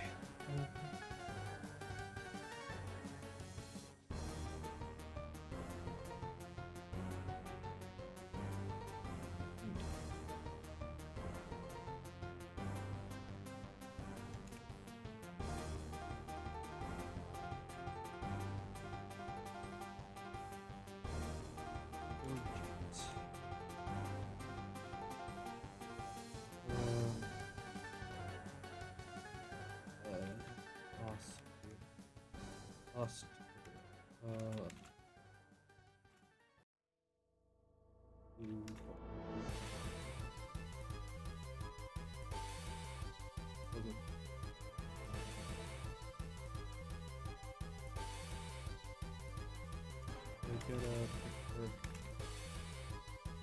Okay, yeah, every thought.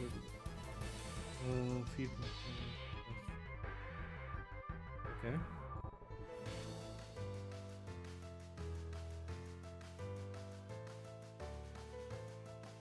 Used. Okay. That seems to be going one way. Are they also trying to influence like the Rust folk and all of that to like not like the upper classes as well? Or is it always kind of just like a one direction? They're just kind of relying on superiority and derision to the other part? Or are they just trying to isolate the Dustbound?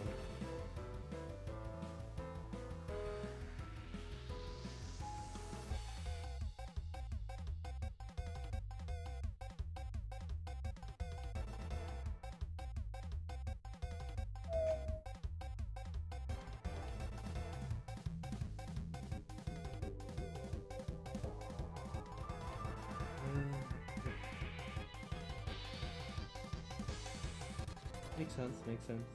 Usually don't need to worry. You usually don't need to worry too much beyond that. Yep.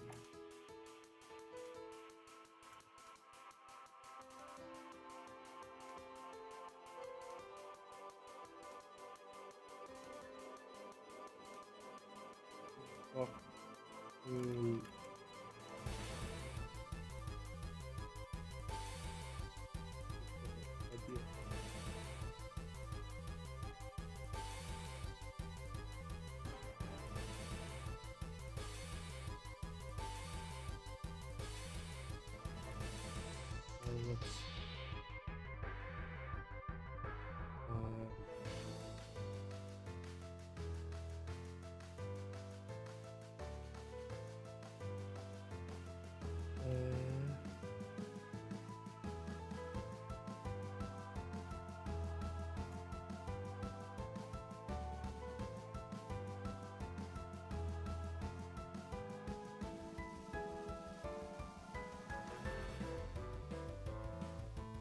Yeah, this is still the March of Creation test story.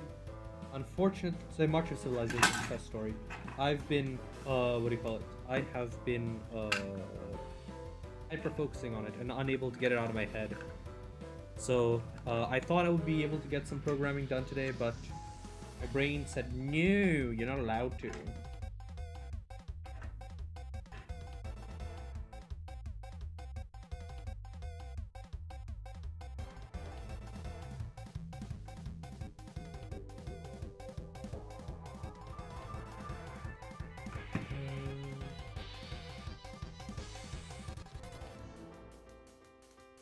Rain.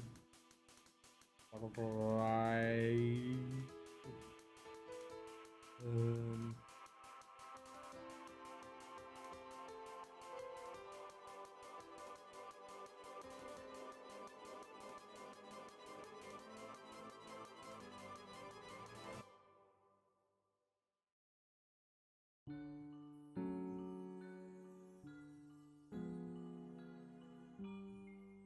Eventually.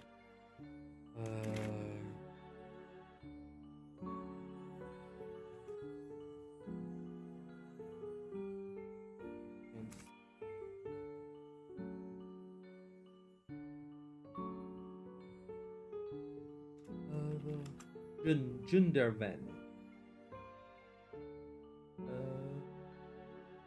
Go from down the line. Go.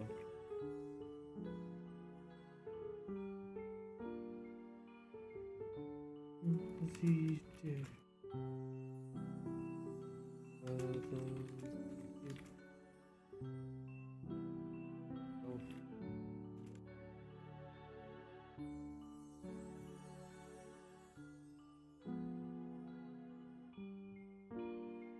Why though?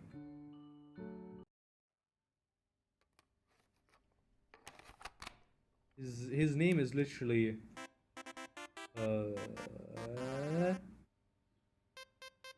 yeah, Gundervan. There is literally no sound character. They keep their separate for fear because believe they know best and they must stay at all costs. If you get too close finding anything, you're not sent to be the zone rat. There's the wall one dust there, actual ground, so there.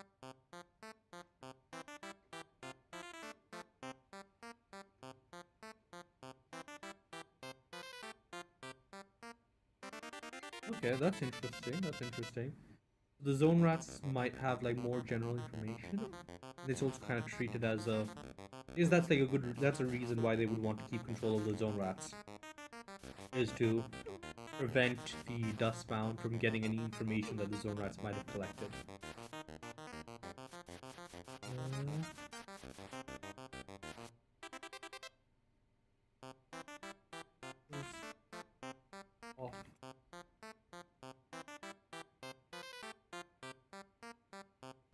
So, layer 3, is that like a bunch of tunnels and mines and stuff? Or is there like a series of underground complexes that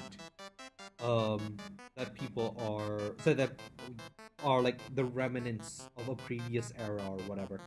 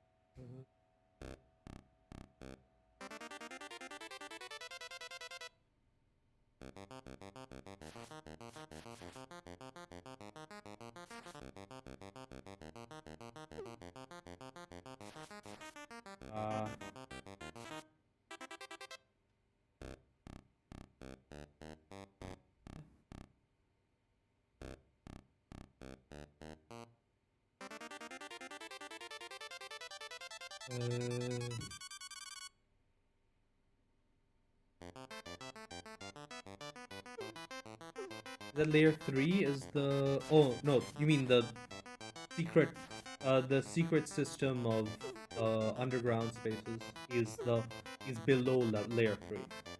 So layer 3 is like above all of that. Okay, interesting.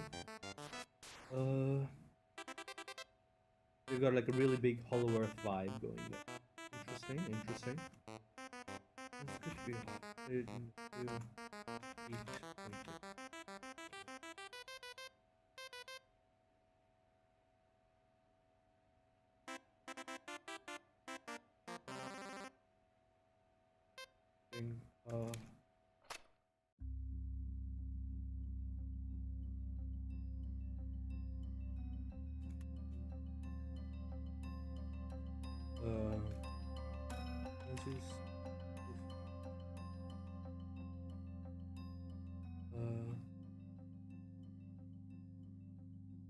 what the hell did I name them? Nita. Nita.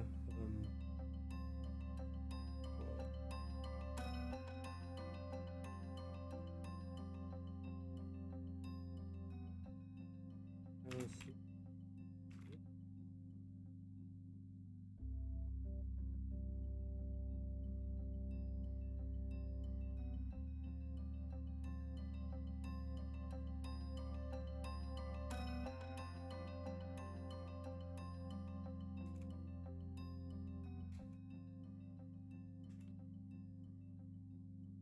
Better.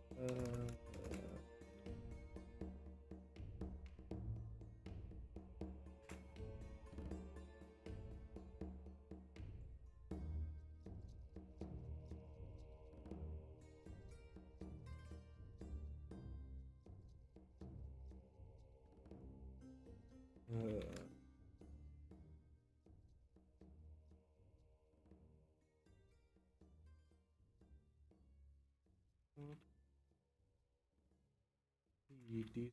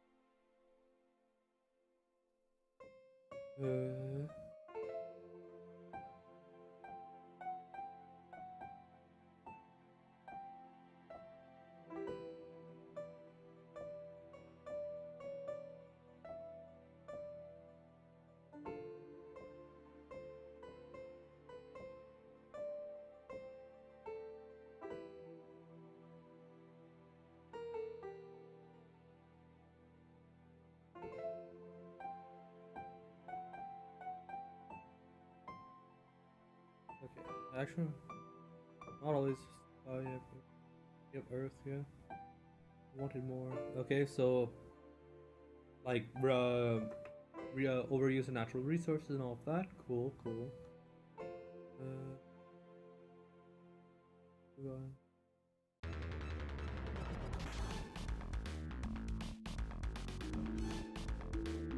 Okay. Okay, so you got so you got the God Layer 5 at the sort of center of all of this. You've got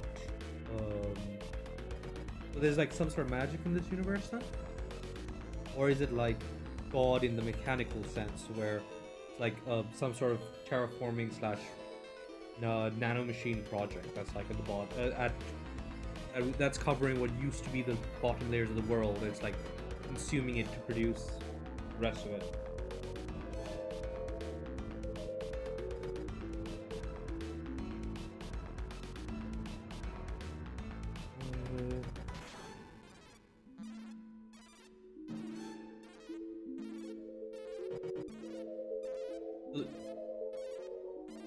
Is it like a spiritual thing, or like is it supernatural at all? Or is it like not magic in the sense that nobody like people can't really do it, like either they've lost how to do it, or it's like still something that's not really understood and they're just kind of tapping into something greater, like there are these supernatural forces like existent.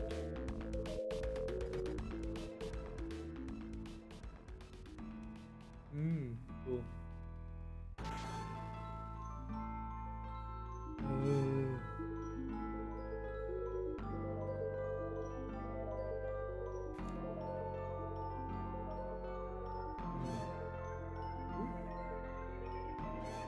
Have you played what's it called? Ultra Kill. You should look up some lore theories for Ultra Kill. It's got some very similar themes, so it might give you some inspiration for like directions to look in. It's also quite different from what your particular thing was, but it could give you some ideas for things that you might want to like think about, or how you might want to evolve the story. But yeah, like, okay, we've got this world. It's got the God Machine buried and sleeping. What are you planning on doing with, like what's the idea for what's happening in the story?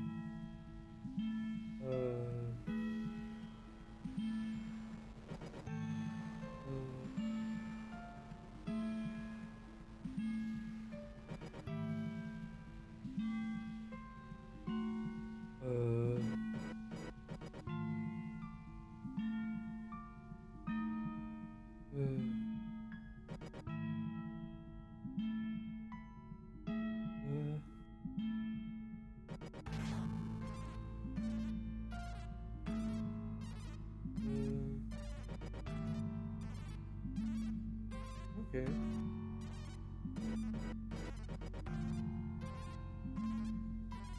No worries, no worries. Okay, so you've got this god machine that's starting to do stuff. Only the kids can hear it.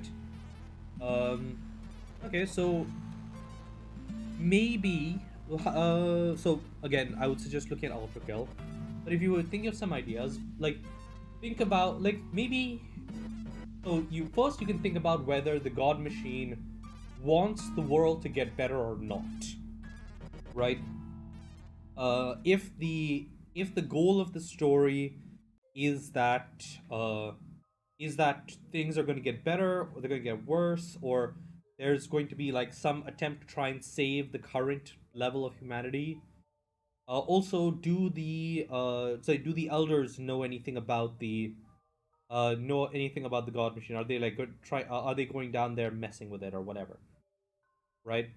Um, and like what does they yeah, you can think about, okay, like what do the elders want to do? What does the god machine want to do?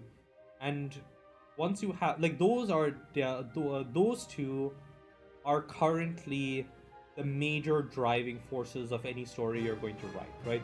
Everything else hinges on how people react to the elders and to the god machine. So everything else is derived from that interaction. So you need to figure out the motivations of the elders and the god machine, not just like what they're doing right now, but what they want to do in the near future. So in like the over the course of the story, what are the overall goals of the elders? Do they want the world to get better? Do they want to keep things the way they are? Do they want to like is there a pro like since the what do you call it? Since the zone is like a limited amount of space, are they running out of space? So they're trying to like engineer a scenario where a bunch of people die so that they can like so that they can keep things going. What are they trying to do? Or and then it does the god machine like did the like terraforming system in the god machine actually kind of working, but they didn't expect that part of the terraforming process would make the world really shitty for like a few thousand years. And now that the god machine has like gathered all the resources from all over the continent, all over the planet, it's now going to try and rebuild now that it has torn down the old world. And like it's somehow contacting the children has something to do with that. Or is it perhaps trying to destroy the zone because the zone has existed and is providing a foundation for modern society or whatever?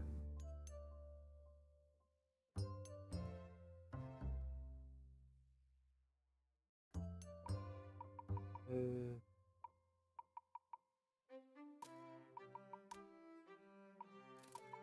uh, no worries.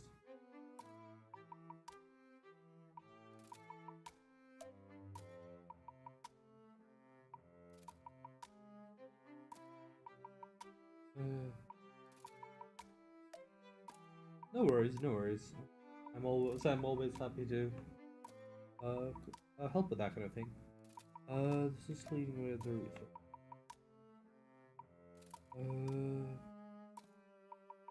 Build some new local command. A couple of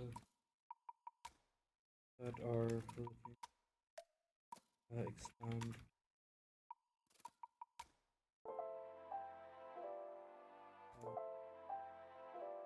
Oh, I want resources. I want some. I want a few that aren't. Uh,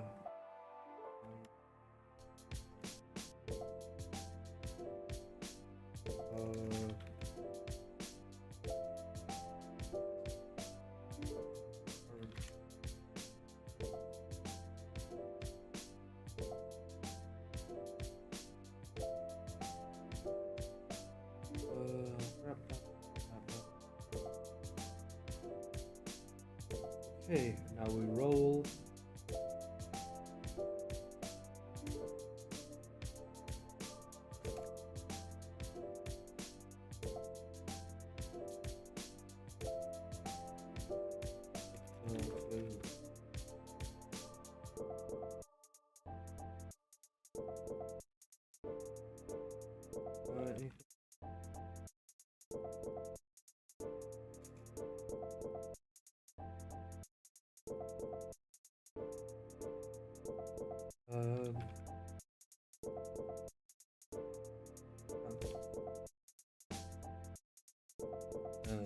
They're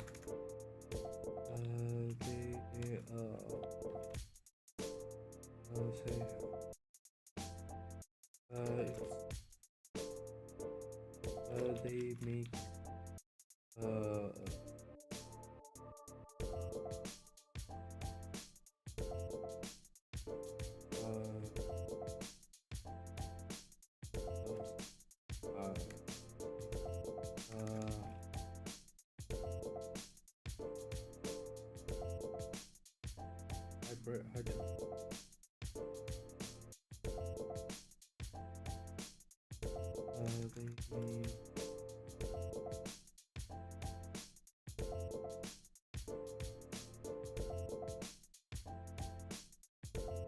uses of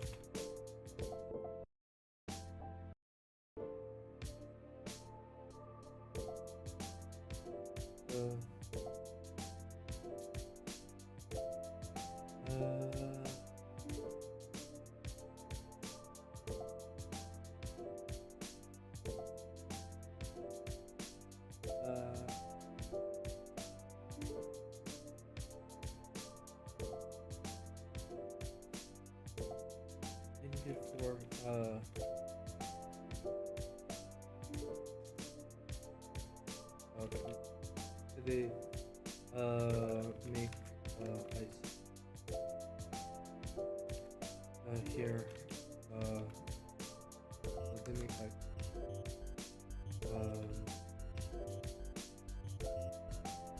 or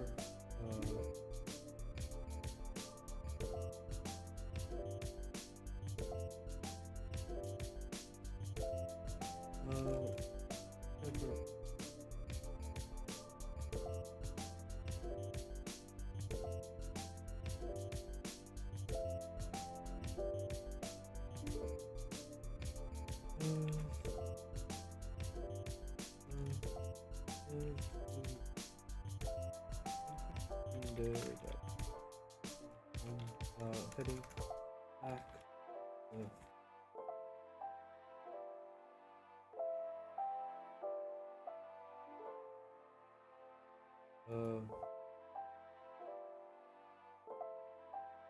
taking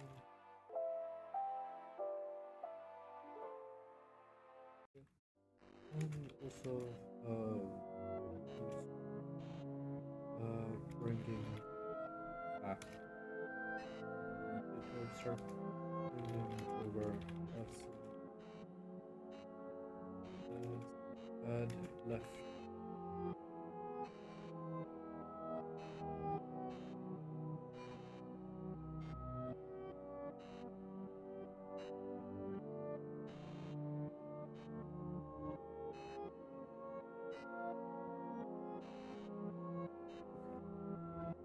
so now that we're done with this chapter, I'm going to grab the rolls for the current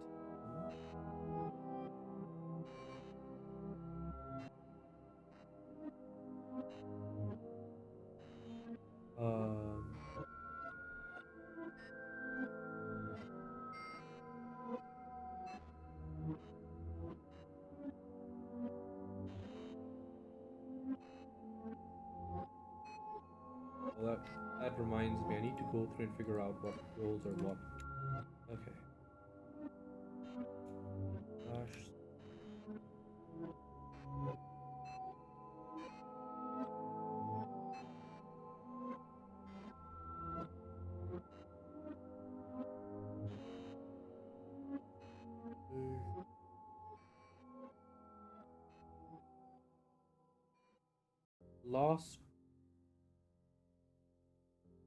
Last roll I have published so far is in this block is roll 60. Oh yeah, that's right.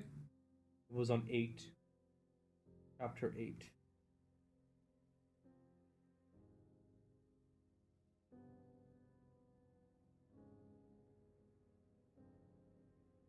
It would be unbuilt by Aether, yep. So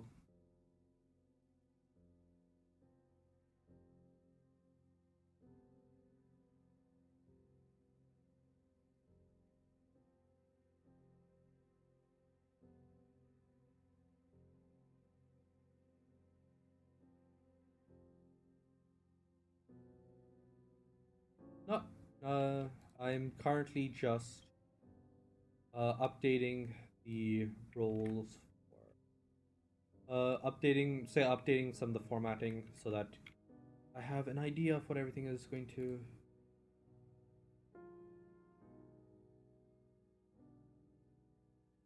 Yeah, we go 10, then update this to say what 17. So this is 18, and this is 19, and then we update this so that it is.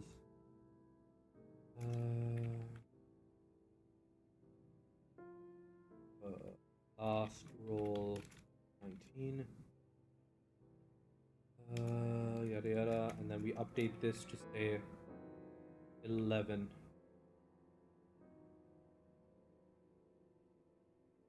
Okay, so that's updated, and then we post chapter 6, and we'll wrap up for today because my brain is absolutely fried because the last week I've been in the office dealing with some absolute bullshit.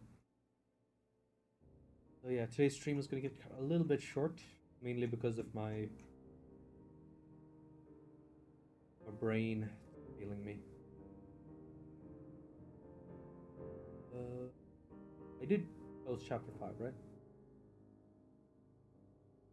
Oh no, it was chapter 4 that I did last. Oh, 5. So I need to post chapter 6. And then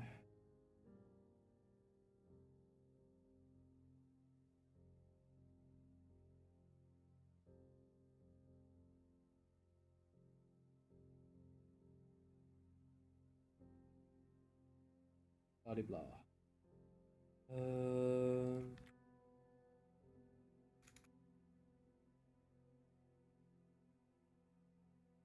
Magic 2, Wishes and Dreams 1.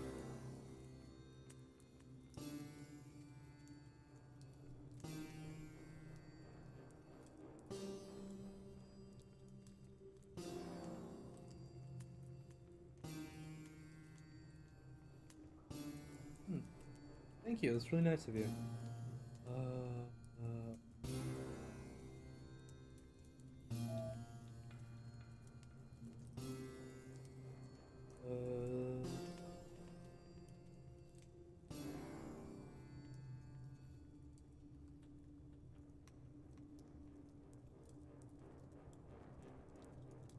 Did I get Cosmic Wells in this? Oh no, it was just one. It was just one roll. Magic 2 and Wishes and Dreams 1.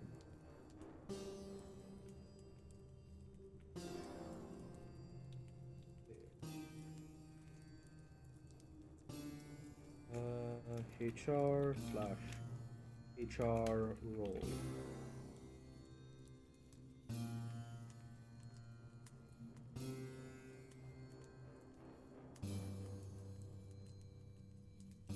Post, grab that, copy. Yeet.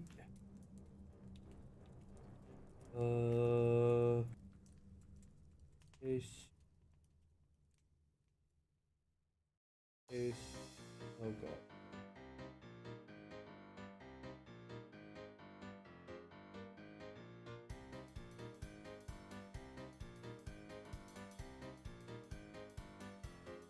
Much better. Both those look good. Post. Post. And then we post the links here.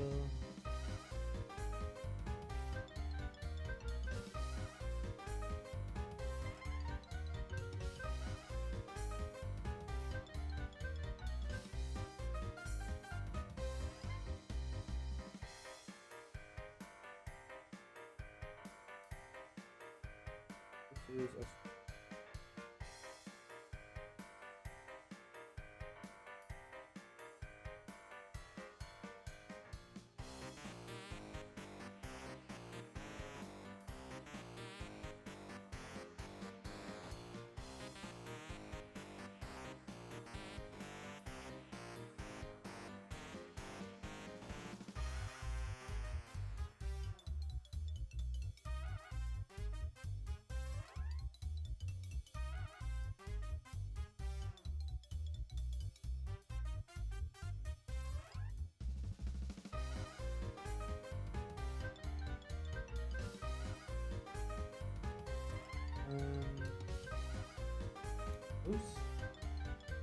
That's everything for today. Thanks for dropping by. It was really nice to have you here, Fat Cat. I'd love to see you again. And cheers to you too. Good night. Good night, Zed. Yeah, it sucks. You did. So you did look into New Pipe, right, Zed?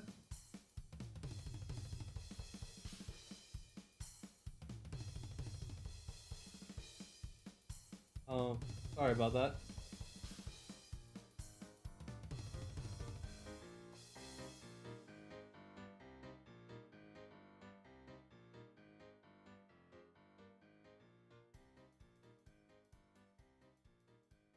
NewPipe, it's an alternative YouTube client.